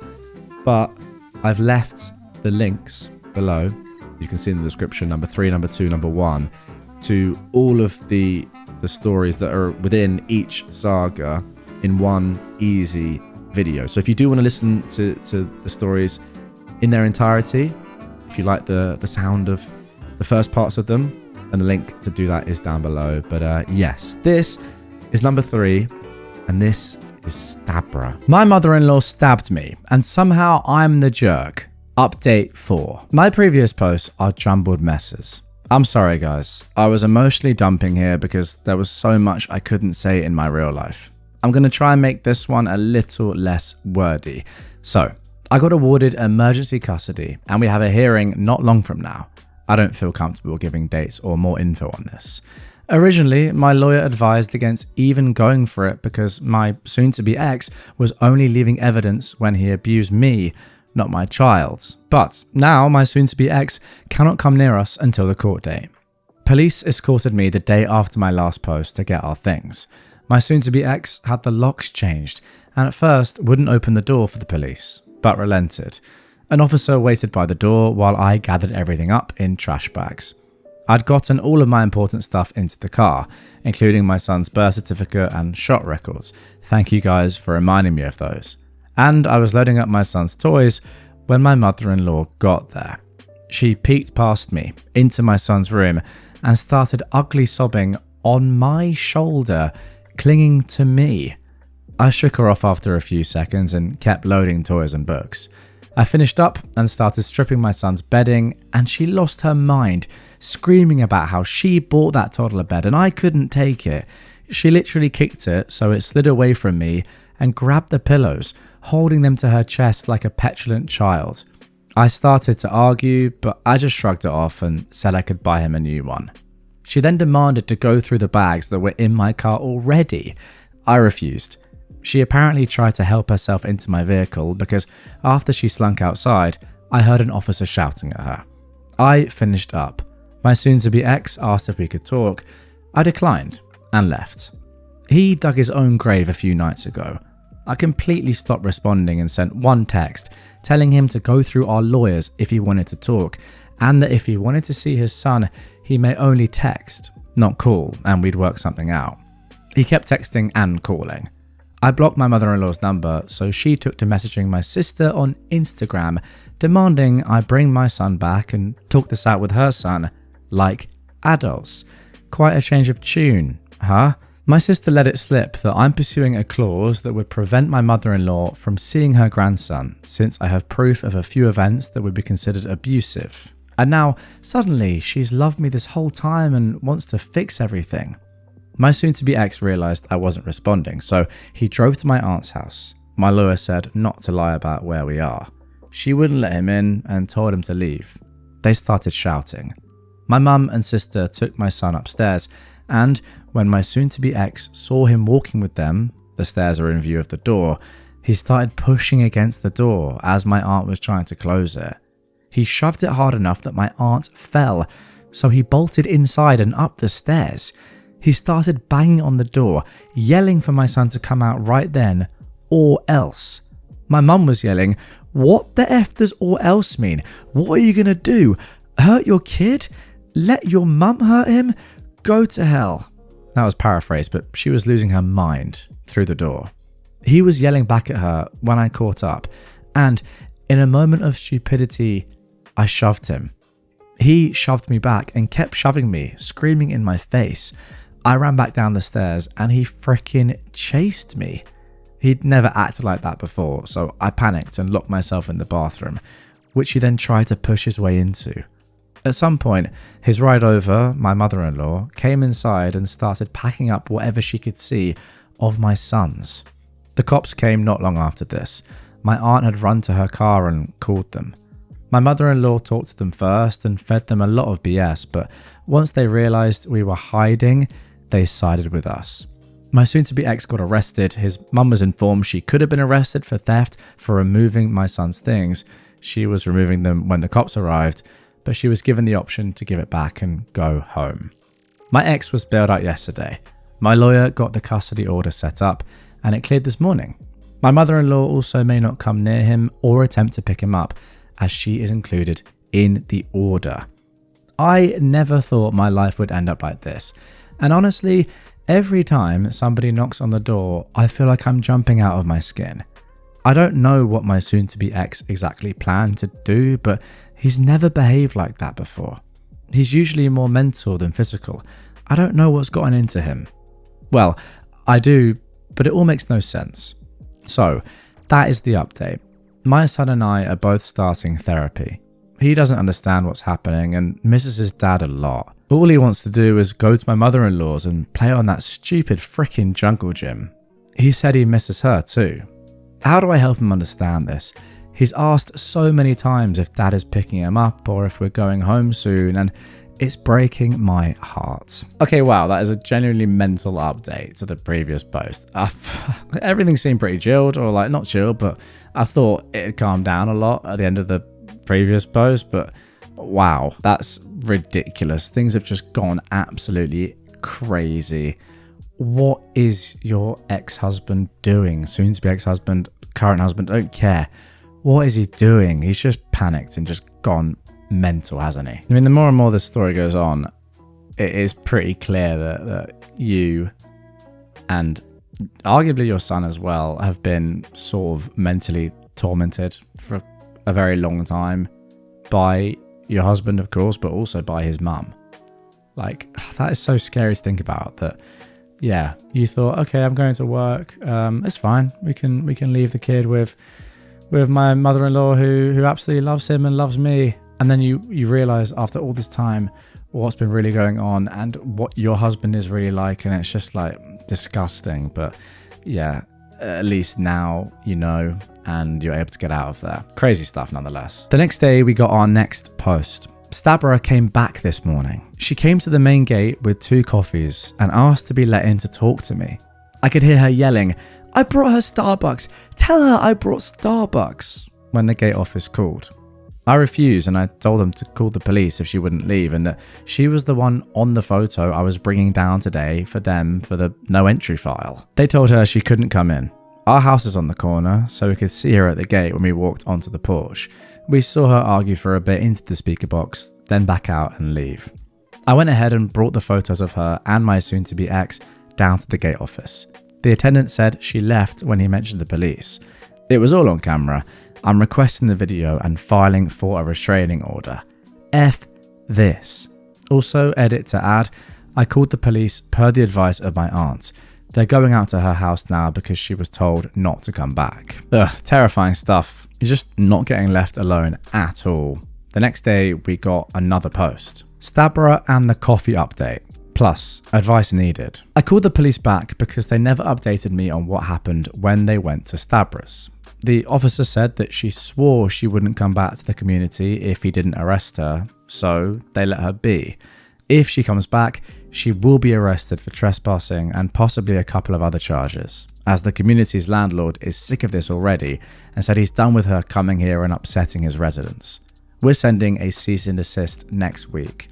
Stabra tried to call me several times after the police visited her. When I mentioned it, the officer said to send her one because they technically didn't tell her not to call, and it's a civil matter, so they won't be involved unless she threatens me openly. Now, here is where I need the advice. My ex informed me that he will no longer be fighting me on the divorce. Since I called the police, he is done, and he wants it quickly and easily over. Sounds good, that's what I want too. He also informed me that he wants minimal contact with our son. He said he would take the lowest possible visitation schedule in exchange for me not going for child support. What? He said if he could, he would sign his rights away and be done, and that he may try while in jail if he ends up going. It's hard for a parent to terminate rights in our area, but he wants to be done. He said he's willing to sign a paper stating this is what he wants so that we can use it in custody proceedings. Basically, he wants to pretend that our son doesn't exist, his words, because he'll never feel right around him and doesn't want the clause keeping my son away from my mother-in-law because it would make visits a pain. My mother-in-law did all of the actual parenting when my ex and his mum were alone with him. What have I just read? I genuinely don't know how to respond, OP continues. I want my son to have a dad, and this came completely out of left field. I feel like he's trying to manipulate me, but at the same time, the texts read as genuine. I'm turning a copy over to my lawyer when I see him on Monday, but any advice on what the F to even think about this? I don't have any advice. There's nothing to say to this at all. It's the weirdest paragraph I've read in a long time. What a mental U-turn from barging in to somebody's house, trying to arguably abduct your own son, to then a week after saying, actually, you know what? I don't really care about him anymore. Don't want to see him. Don't want custody. Not paying child support. That is the definition of a genuine Yui. Now, before I give my overall thoughts on everything here, I think it's worth reading one more post. I mean, it just gets crazier and crazier. We're now 5 days later on October the 18th. Again, this is 8 years ago, as you guys know by now, 2017. But how about this for a title? Well, the title is Stabra Update, but the first line, my soon-to-be ex has disappeared. Stabra came to my work and asked if I knew where he was. I told her no, and to get out as I was busy and this isn't the place. My shop owner came out and told her he was calling the police next time she sets foot in any of his establishments. She sent a slew of texts after being told to leave me alone, basically explaining that her son left a note saying he was going out of town and didn't know when he'd be back, but that it wouldn't be soon. She said she needs us and offered to let us live in her house. I didn't respond. She sent another text asking for just her grandson to come and see her, and that she'd pay for my gas and dinner and a movie for my sister and I to just give her a few hours. She just doesn't get it, does she? I did not respond. She then got nasty an hour later and called me a C word and said I deserved the heartache she feels, and not her. I didn't respond. I just sent it all to my lawyer via email as they came. Yeah, how about this? I'll buy you a lovely dinner. Go and catch a movie with your sister. Just let me see my grandson for an hour or two. No? Okay, well, okay, fine. You're just a massive cunt. That's the switch up I wanted to see. That's gonna work. Anyway, back to the story. Shortly thereafter, she posted on Facebook asking about lawyers for grandparents' rights and a little blurb about her son running away from being a parent and her grandson needing her. A cousin-in-law sent it to us and asked what was going on. I just said thanks and that I didn't feel comfortable explaining. So, my soon-to-be ex is unreachable. My lawyer is trying to do some finagling to keep the divorce moving along, but we don't know where he currently is at all. He did text me and tell me he left a spare key at the house and to go ahead and get anything else we want because when he comes back, he's donating everything and moving, but that it would probably get ruined before then. An officer is going to go with us and let us get the rest of my son's belongings that we couldn't take before, and my toiletries and my makeup. There are other things I want, but I'm scared to take because I don't know about the legality of it. The officer agreed to sign off on an itemized list of what we take, so my ex can't claim otherwise, and the police department agrees that this is all insane and they're siding with us finally, it seems. Okay, wow. And one more edit to add here. The police are looking for my ex. Apparently there was an order in place for him to not leave state before his court date for forcing his way into my aunt's house, and my mother-in-law believes he's left. We're going to the house now with an officer. The officer told my mum and I that my ex is creating more trouble for himself at this point. Well, there we go. Sadly, we're going to have to wait for the next post to find out just what is going on with your ex, OP. I will say this, I do hope that he's safe. That is the one thing that I'm kind of thinking about. Who knows what he's up to? It seems as though he has just sort of run away and probably is fine. But yeah, I do hope that he's safe and not done anything stupid. But what do you even say about what's going on right here? It's ridiculous. It's insane. This is one of the craziest stories I've read.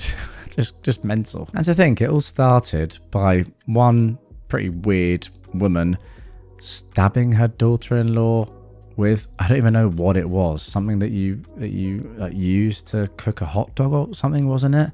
Like, I don't even know what that is. Is it wooden?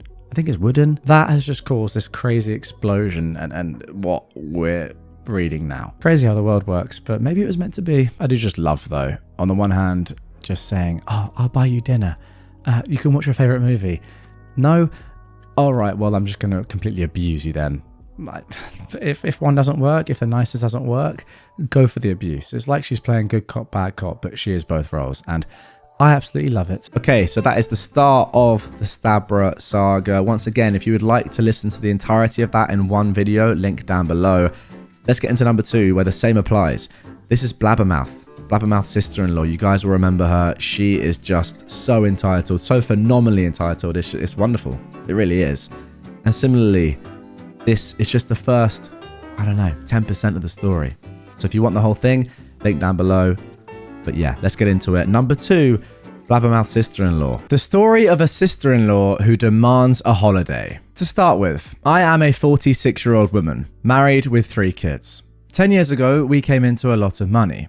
I worked hard in a specific field that earns well, and I'd made some smart investments that paid off. I've been steadily adding to our bank account over the years. My husband considers this my money. We don't have a prenup, so I'll refer to it as mine. When the first payout came in, I did what my husband and I had always discussed doing if we ever came into money. We paid off the mortgage, I bought a new car, and I managed to buy a nice house in our favourite holiday destination. We rent that one out to a lovely family for most of the year. We set up college funds for our children, each got an equal amount, enough to cover 5 years of education. If any money is left over, they can use it as a down payment on their own house or apartments. As the money continued coming in, thanks to both my work and investments, I looked at how I could help my immediate family. My husband has 2 sisters, and we have 5 nieces and nephews on his side from one of them. My brother also has 2 children. We decided that all of the nieces and nephews would get college funds too, equal to what our children received, and under the same strict stipulations. Goodness me, you must have done well here, my word, that's a lot of money. I gathered the information about costs, and I made sure that everything was paid.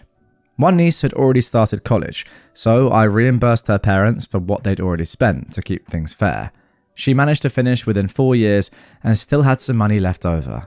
I had an accountant, a dear friend, look into what would be the most beneficial for my brother and one of my sisters-in-law in terms of their mortgages. I paid off the majority of both. We sent my parents on a nice trip, since their house is already paid off. For both my in-laws and my other sister-in-law, who rent, I paid a certain amount to help them save. A portion of the money also goes to charity, both locally and abroad. I also set up college funds for the children of our closest friends and extended family. As a treat, my husband, our little ones, and I went on a vacation, paid for by us/me, with both my side and his side of the family. At this point, everyone was very grateful. However, one of my sisters-in-law always needs to be in the spotlight, or her kids do. She's nice to my face, but I know for a fact that she's badmouthed me, made passive-aggressive remarks about me, my work, and me as a person, but always in such a way that you'd be the jerk for calling her out. My usual tactic, and one that always works, is to play the innocent/dumb one and nitpick what she says. I've shut her down many times without coming off as the female dog. For the past few years, she's been hinting that I should pay for a very nice, all-inclusive resort holiday for her and her family abroad because I, quote, have the money. Note, they have money saved that was originally meant for their kids' college funds, money that has barely been used. When COVID hit, she went quiet. She and her husband took it and still take it very seriously. Now that restrictions have mostly lifted, and it's worth mentioning again guys, this post was written in mid-2020, she had a birthday party for herself and her son, since he really wanted one. No biggie. We showed up with gifts for both. The birthday boy got a voucher for camping gear, and my sister-in-law got a voucher she could use however she wanted. I added sunscreen, drinks, and a few other things since I knew she was planning some sort of holiday. Or so we thought. She asked about our holiday plans. We said we wouldn't be crossing any foreign borders. We're staying in our home country, but we booked a cabin for a week. Very nice, nothing luxurious. We still have to cook and do the grocery shopping. She started with the whole, "Oh, how nice. We're still thinking about what we want to do." My lovely husband and I both had a feeling about what she was hinting at, so we started spouting ideas, trying to dodge a disaster. We mentioned some family property they might use for a weekend, or a campsite that has entertainment for kids. Then it came. She showed us something she found online, and to be fair, it looked amazing. Not over-the-top luxury, but still very nice. All-inclusive, water park for the kids, spa, the whole shebang. Price tag for a family of 7? $35,000. Wow. My husband said, "That is a lot, but good thing you saved so much." She said, "Oh, we didn't. We thought you'd be paying for my birthday." Excuse me, what? She didn't ask, she just expected me to give her $35,000 as a birthday gift just because I have money. She went on about how I earn enough, we're family, her kids are my godchildren, and so on. We sat in stunned silence. Even the birthday boy and two of his sisters looked up from playing. My husband laughed. He thought it was a joke. My father-in-law just sat there. I apparently did a great impression of a fish. Nope, she was dead serious. You have the money, you can just give it. You won't miss it. This is a woman who's disrespected me and my work many times, but in a sweet passive-aggressive way that's hard to call out. Still, my husband, my father-in-law, and I have called her out before. I just sat there, listening to her sweeten her voice, widen her eyes, her I want something face, and list all the reasons we should give her the money, completely ignoring the voucher we gave her. Once I snapped out of it, I said the one sentence she didn't want to hear. No. But you have the money. Yeah, that's true. So you can pay for it. Yeah, I could. Oh, well that's great then. But I won't. But we deserve it. You won't miss it and we're family. Yep, unfortunately, you and I are family now. I do love being family with your kids though. Fact is, we're family. Another fact is, we all deserve a holiday after the nightmare that was COVID. What's false though is that I wouldn't miss it. I absolutely would notice if $35,000 left my bank account. That was meant to be a joke, but still. She and her husband started ranting about how much they think I should pay. Oh my goodness, the husband's getting involved as well. Listen, you've shown zero respect for me or my work, I said. You don't appreciate that I've worked hard and made sacrifices to earn this money. You don't respect the fact that I paid off your mortgage, paid for your kids' education, even gave them money for a down payment. You badmouth me, you call me names, you've even told people my husband should divorce me. My sister-in-law tried to deny it. My brother-in-law called me a liar. Then my father-in-law chimed in and sided with me. And then their kids spoke up. They told their dad they had heard their mum say horrible things about me. The birthday boy even showed us a video he accidentally recorded while making a TikTok, and it captured her talking trash. My brother-in-law went completely silent. Then my sister-in-law tried to pivot. Fine, well, don't pay for the whole vacation. The least you can do is pay for our flights and let us stay at your holiday home.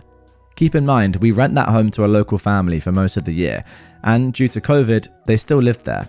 They can't or won't travel. Yeah, that's not happening, I said. First, the tenants can't leave. Second, you don't get to make demands. The voucher you got already has a very generous amount. Maybe put that towards a holiday. Third, you already got a paid vacation when we all went together. Fourth, if you want more money, get a better paying job. You have a degree. And lastly, you treat me like trash and still expect me to just hand over my hard-earned money? She started crying and turned to her dad, who once again sided with me. He said he understood and acknowledged the sacrifices my husband and I made. My husband was furious. He told her very clearly that this was not happening. Then we packed up our kids and left. Later, we got a call from my mother-in-law. She has some flying monkey tendencies and tends to favor this sister-in-law. By the way, guys, flying monkey in the context of narcissistic abuse refers to people who are manipulated by a narcissist to carry out their dirty work or to further their abusive agenda. As in, this woman has manipulated her mum into doing her dirty work for her and making her mum think that she's in the right when clearly she's not. So my sister-in-law's mum tried the whole, but they've had it so hard routine. My husband, though, handled it perfectly. After a long talk, she actually understood. And here's the kicker. My sister-in-law's kids were furious about the whole situation. They rebelled hard. They came to visit us and had a heart-to-heart. I told them we didn't blame them for their parents' actions. I explained why we weren't handing out more money after the initial gifts. The youngest still seemed to side with mum and dad, but the rest understood. They know about their generous college and home funds. We told them we didn't expect them to go against their parents, especially since they still live at home. They stayed for dinner and then went home. As of now, The kids barely speak to their parents. They still do chores and communicate the basics, but that's it. Then came more flying monkeys, relatives that my sister-in-law had reached out to. But a simple Facebook post by the birthday boy with the video shut that down. My sister and brother-in-law faced massive backlash from the extended family. They were uninvited from some events. We got several apologies. Some family members said they were torn. They understood both sides. The only part that still bothers me is how my in-laws are caught in the middle, especially my mother-in-law, who's very family-oriented. I know some of you might wonder why I won't just give her the money. Well, one reason is how she's treated me, even before the money. Another is that I simply don't feel comfortable just handing out money like that. I just ask that you share your opinion kindly. So, am I the jerk here for not paying? Okay, first of all, you are obviously not the jerk here at all. Secondly, I just want to say congratulations because you must have made so much money. I mean, how many kids did you say you've set up entire college funds for and paid off mortgages, paid rent, paid for family holidays already, giving like really nice birthday presents? I don't know what you got involved in. Maybe it was Dogecoin early, something like that. But fair play to you. I am jealous.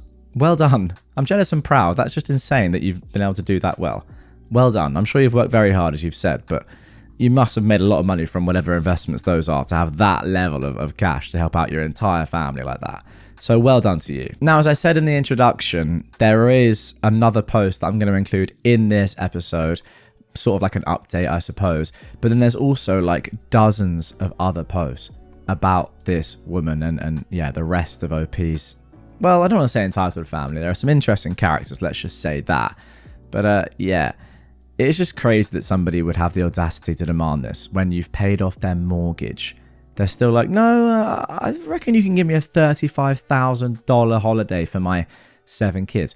Also, sorry, 7 members of our family. Also, $35,000 for one holiday. Like, I know you said it's not lavish or whatever, OP, but that's insane. Even if it was like a normal family of 4, right? How much is that costing? $25,000, $30,000 probably for one holiday? Where are you going to spend that much money? That's absolutely ridiculous. The audacity, as I said. But yeah, as I said, there's loads more posts to come. We'll just do one more today. This one comes from August of 2020. Kind of an update to that first story. Let's see what happened next. Okay then, the title of this next post is You Paid for Them, You Paid for Us. So, my sister-in-law was very disappointed and angry that I didn't bow to her every whim and pay for a holiday. We had some flying monkeys come in because of my sister-in-law. Most backed down, understood where we stood, and left us alone. Unfortunately, the whole family on my husband's side now knows we have a bank account with a lot of money in it. Since my sister-in-law had called a lot of family members to complain and spill the beans, they began talking amongst themselves and their children. Some of the aunts, uncles, and cousins didn't think it was fair that I paid for college funds for some of the cousins' children and that I paid for a family holiday. To note, I only set up college funds for the children of cousins we have a close relationship with. That's about 6 cousins with around 12 kids.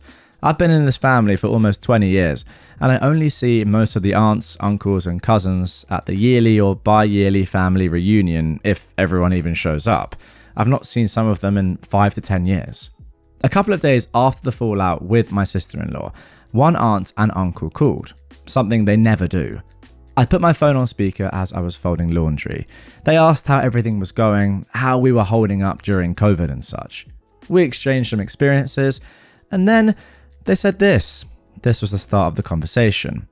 Listen, they said, we hear you have some college funds set up for some of the children of certain cousins. Is that true? Yeah, that's true, I said. I'm not a liar. Well, is it also true that you took your mother-in-law, father-in-law, first sister-in-law, and second sister-in-law and family with you on holiday? Yep, that's true. You also have a holiday home? Yes?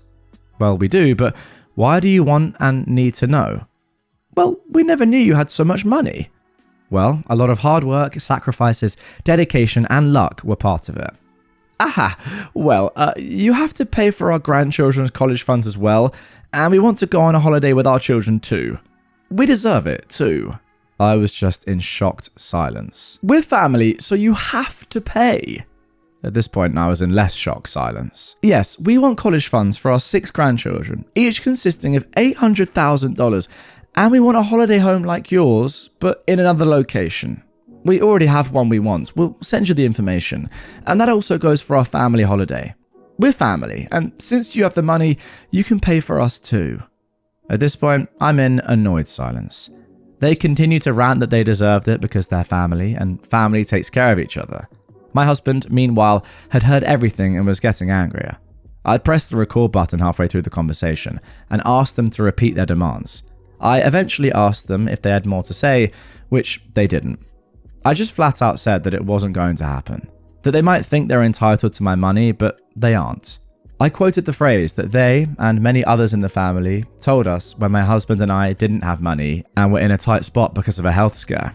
We asked every family member if we could borrow some money, and we promised to pay it back. Only 3 of the 9 aunts and uncles helped us, and we paid them back. The quotes?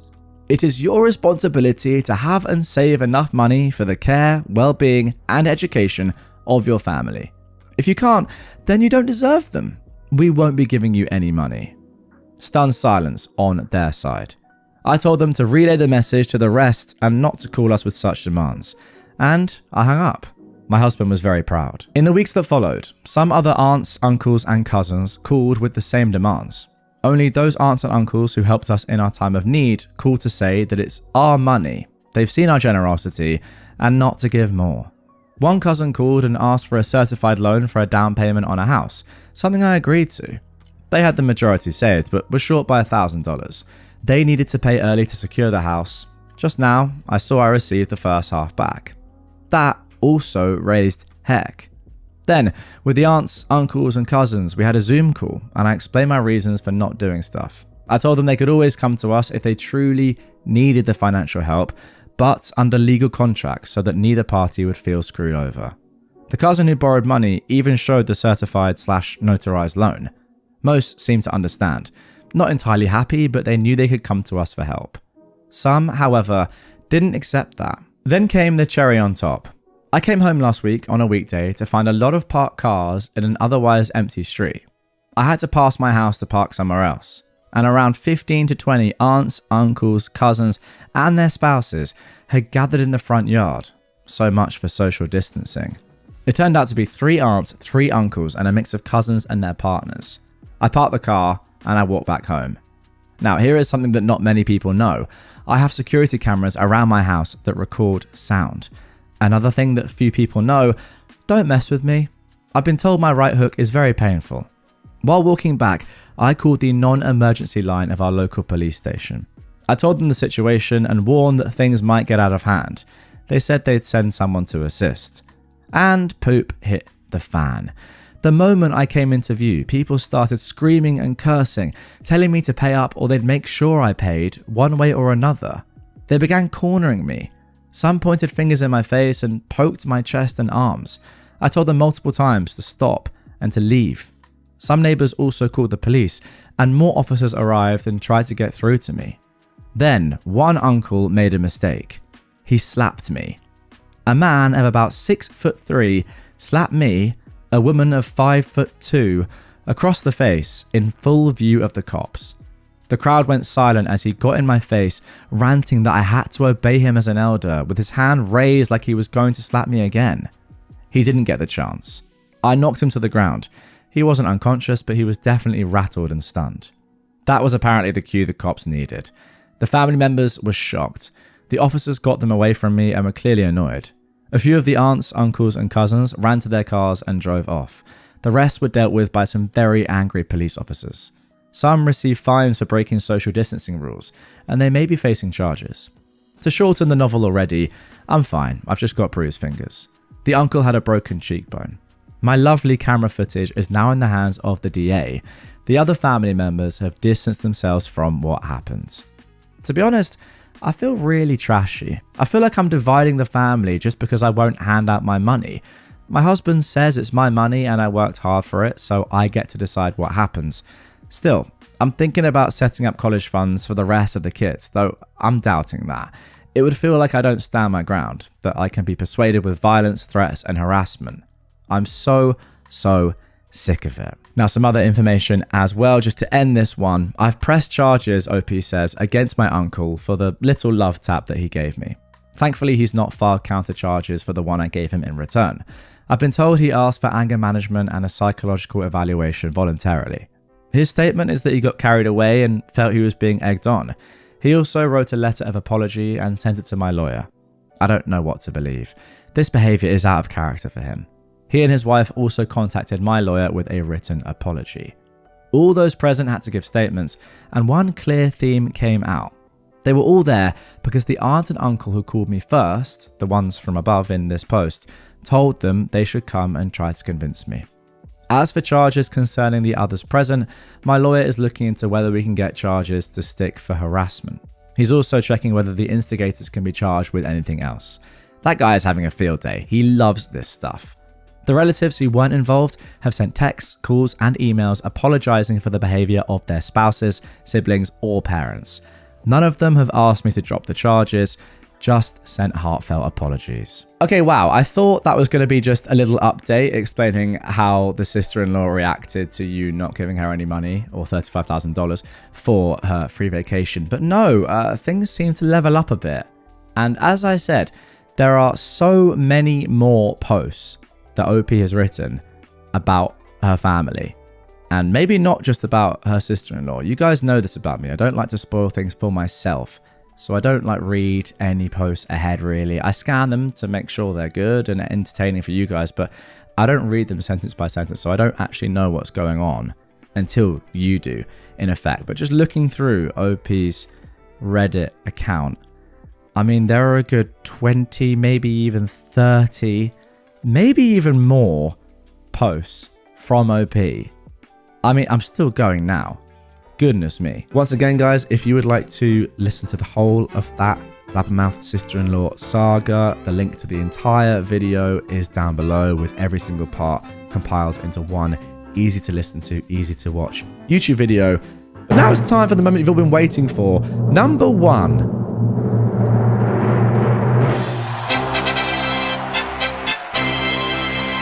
That crazy Betty. For me, it had to be this unhinged mother-in-law. It just had to be. She is a phenomenal character. Once again, I'm just going to show you the first sort of 2 stories in this one. Again, if you would like to listen to the entirety of the Bat Crazy Betty saga, and it is a genuinely phenomenal saga. It's over 2 hours of content about this one woman and the family. Link to do so is down below, but yeah, for now, this is number 1, Bat Crazy Betty. What a woman. My mother-in-law hates me and says I'm not part of her family. Hello, Reddit. I've been lurking in this subreddit for a week. I thought I was the only one who dealt with trash like this, but after reading some of the posts in here, it makes me feel better to know that I'm not the only one who has experience with the lunacy that is the dreaded mother-in-law. For a little context, I met my husband back in middle school. We were friends for a long time before hooking up in high school and getting married right after we were both 18. We were stuck living at my parents' place for around 2 years until we'd saved enough to start paying on an apartment. It wasn't anything to brag about, but it was something, at least. His mother absolutely hated me right from the jump. I've always been considered some kind of obstacle in the way of her and her son's bond.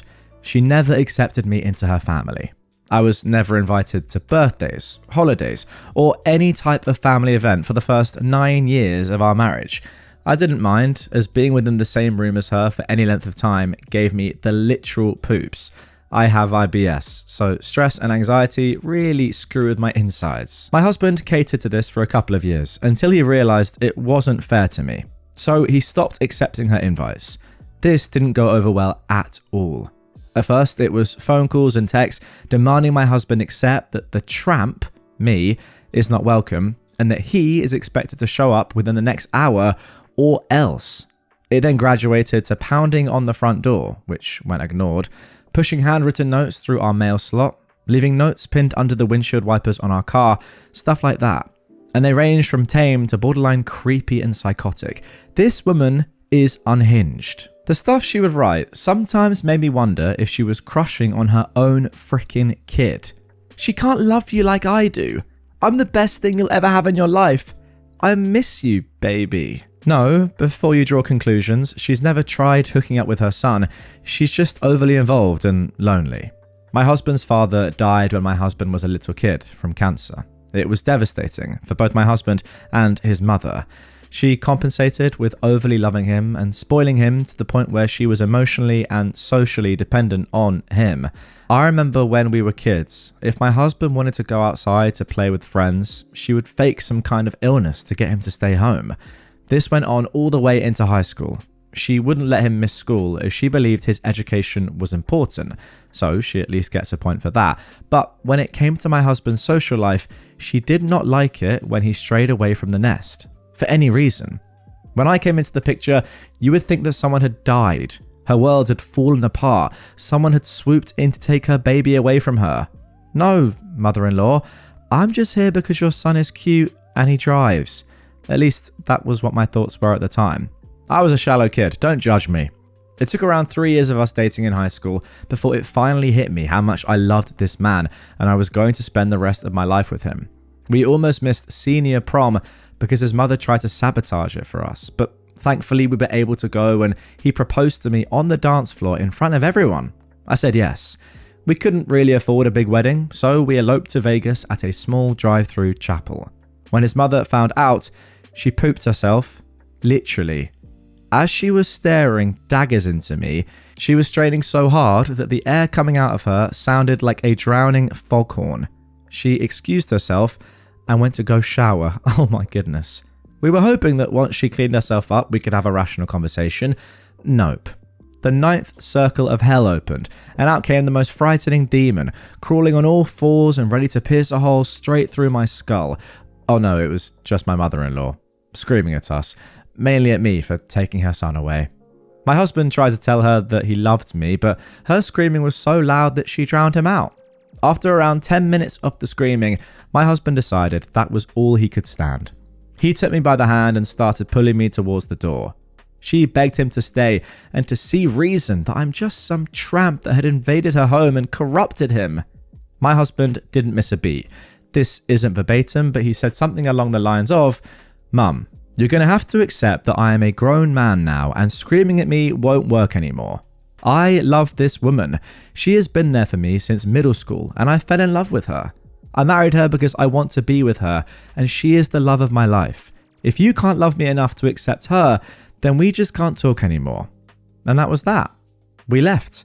I have plenty of other stories about this woman, but this was but a taste of things to come. Take care. And as I said in the intro, guys, there is another story to come in this episode. Wow. I mean, what a setup, by the way. That feels like the context that we need to now really dive into the story. Plenty of other stories about this woman, a little taste of things to come. I'm excited. She sounds just absolutely mental. Let's get into the first proper story about this crazy lady. Okay, so let's get into this second story. As I said in the intro, I think this has a good chance of becoming a series, guys. So again, let me know in the comments down below if you go on to enjoy these stories and want to see more. There is a lot more. Here is the second post. My mother-in-law tries to unalive me and sabotage prom. Thank you for your comments on my previous post. I appreciate it. That was mostly just background context as I want to share even more crazy stories about this woman. I want to keep this in a timeline format so I'm not bouncing back and forth over the years.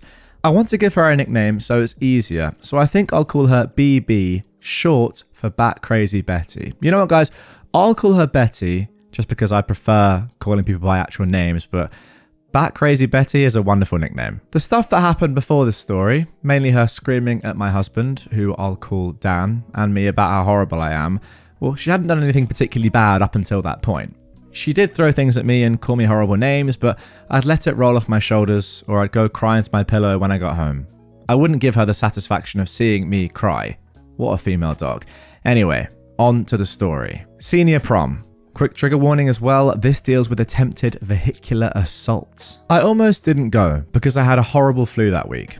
Dan was there to the rescue with lots of medicine, soup, love and cuddles. We often did this for each other when one of us was ill. We'd wait until Betty was at work and I'd sneak over and take care of him. I'd cook for him, clean up his house, even do their laundry just because I'm a good girlfriend.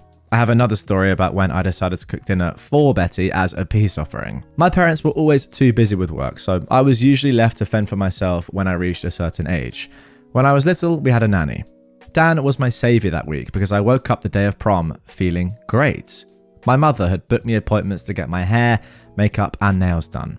Despite my parents working 98% of the time, they still loved me and wanted pictures of everything. My parents' house is a shrine to my upbringing. Every wall is plastered with pictures of me of varying ages. I'm an only child if you couldn't tell. After I got married, my husband started getting included in the shrine. They are lawyers. Yes, they do get involved eventually in the Betty debacle. Oh my goodness me. I have a feeling there is so much to come here. Anyway, I finished at the hair salon about 2 hours before we had to be at prom. We went to Dan's house so he could get ready. I was sitting in the passenger seat of his car while waiting for him. Betty is there on the porch, glaring at me with her arms crossed like a bouncer. I'm ignoring her while scrolling Facebook on my phone. Dan comes out after an hour, and I look up from my phone and watch them arguing on the porch. She is pointing at me, then at herself. Dan is holding his phone out to her. I roll down the window to catch what is being said. Not verbatim, but close enough. How can you choose her over me? I'm your mother. Mum, please, I just want you to take some pictures of us together. But you don't need pictures of her. I can take you to prom. We can get pictures together. I'll pay to have them professionally done. I'll get dressed while you take that tramp home. No, you cannot take me to prom. You're my mum, not my girlfriend. She is, and she's not a tramp. Can you please take one frickin' picture? How dare you speak to me like that? No, I hate her. She's trying to ruin what we have. What do you mean, what we have? You're acting crazy. I was flabbergasted. Ruin what they have? Creepy. I got out of the car, hoping to help defuse the situation. That was a big mistake. And you, she points at me, you may have your hooks in him now, but he will see you for what you truly are one day and come crawling back to me because I am his mother and the love of his life, you female dog. I had endured countless insults and humiliation by this woman for the past 2 years at this point. I had enough. I will admit that this was petty and a little snarky coming from me, but I feel justified. I was 17 at the time too. Sue me. I said, no, you are a psycho who can't stand that your precious little boy is growing up and you can't stop that. I'm taking your son to prom and we're gonna have a good time. Who knows? Maybe he'll get me pregnant tonight and you'll be stuck with me forever. Get over it, lady. I won. Yeah, it felt good to say that. Dan blushed and tried to hide his smile. He and I didn't plan on having kids for a while, but he used to joke about knocking me up so I couldn't leave him throughout high school. Don't worry, they were truly only jokes. Betty was absolutely gobsmacked by what I said. She did not expect me to say anything back to her. She turned and raced inside the house and slammed the door. Dan and I looked at each other and laughed. Good for you for standing up for yourself, babe, my amazing man said. We said we'll get pictures at prom and headed towards the car. Just then, the garage door opened and Betty was sitting in her car. She hit the frickin' gas. Thankfully, we were close enough to Dan's car. She swerved to avoid hitting it and left skid marks on her lawn. This F-nut actually tried to run me over. I could feel the frickin' wind blow past me. That is how close she got. I got very scared and started hyperventilating. The corset on my dress was so tight that in my panic, I thought I was suffocating. Dan went over to confront her and was screaming at her while she got out and went back into the house. While Dan was checking on me to make sure I was okay, Betty comes back out with a large glass of wine and throws it on me. My dress was a beautiful pastel pink with lace and silk. It was fitted to my body perfectly in a mermaid tail fashion. The corset was made with boning and a silk tie. It wasn't cheap. My parents had spent a lot of money for that dress, and now it had a massive dark red stain on it. I got into Dan's car and did my best to hide my tears while they argued on the front lawn. A neighbour had witnessed the whole thing and actually called the police. We talked to them and said we didn't want to press charges. I know, big mistake. We said it was a minor dispute. The police insisted we separate for the night just to calm the situation down anyway. Dan went inside and packed a bag to stay with me for the night. We went to my house so I could get cleaned up. My dress was ruined and there was no way we had time for me to put it through the wash. I said I no longer wanted to go, but Dan said that if we didn't, it would be letting Betty win. He looked at me, then said that the stain looked like it could be part of the dress because of the colours and that maybe nobody would notice. I give him so much credit for trying to be supportive and looking on the bright side. I always call him Mr. Brightside after the song because he has a lovely talent of seeing the good in everything no matter the situation. The man has enough optimism for the both of us. I love him. After a few minutes of fixing my makeup, we went to prom. To my surprise, nobody said anything about my dress. I was worried there might be a strong smell of wine, but thankfully nobody seemed to notice. I had doused myself in perfume before we went, so that must have masked the odour. There was a photographer there, and we got a few pictures together. I asked the photographer to airbrush out the stain. When I got the pictures in the mail later that month, the dress looked perfect. No stain, thank God. He had to airbrush out a lot of the lace, but he did it in a way that made the dress look just as beautiful. I had a great time, and as you all know, Dan proposed to me in the middle of the dance floor. He had saved money from his part-time job and bought me an engagement ring with a heart-shaped ruby and 2 diamonds set in white gold. Wow. I love it. I still wear it to this day. Albeit I had to get it resized as I packed on a few pounds over the years. I said yes, of course, and we had a very nice evening. When we went back to my house afterwards, we spent the night passed out on the couch with the TV going. He had about 30 missed calls and several voicemails on his phone, and only angry texts telling him to rot in hell with his father, and another apologising profusely for her saying that. What a peach that woman is. And yes, the prom picture is still on the wall of my parents' house to this day, right next to our wedding picture. On a day when my mother was home, she, my cousin and I dyed the dress black, and we had the dry cleaners make a few alterations so my cousin could wear it at her prom later in the month. Now look, she loved my dress, but she is 100% a goth. She was over the moon, and she looked beautiful in her dark makeup and slicked back hair. My mother is a rock star. Anyway, thanks for listening. I'll be back with another story tomorrow. So there we go, guys. That is an introduction into the world of Bat Crazy Betty. Obviously, I can't call her by her real name for monetization reasons. This video would probably be demonetized if I said what I want to say and what Opie has so beautifully and poignantly called her. But yeah, that's the beginning. And there we go, guys. That is going to do it for the top 10 Reddit stories of the year. Again, if you would like to listen to the entirety of the Bat Crazy Betty saga, the link to do so is down below in the description and in the pinned comment as well. But yeah, that's it for the top 10. Let me know if you agree with this top 10.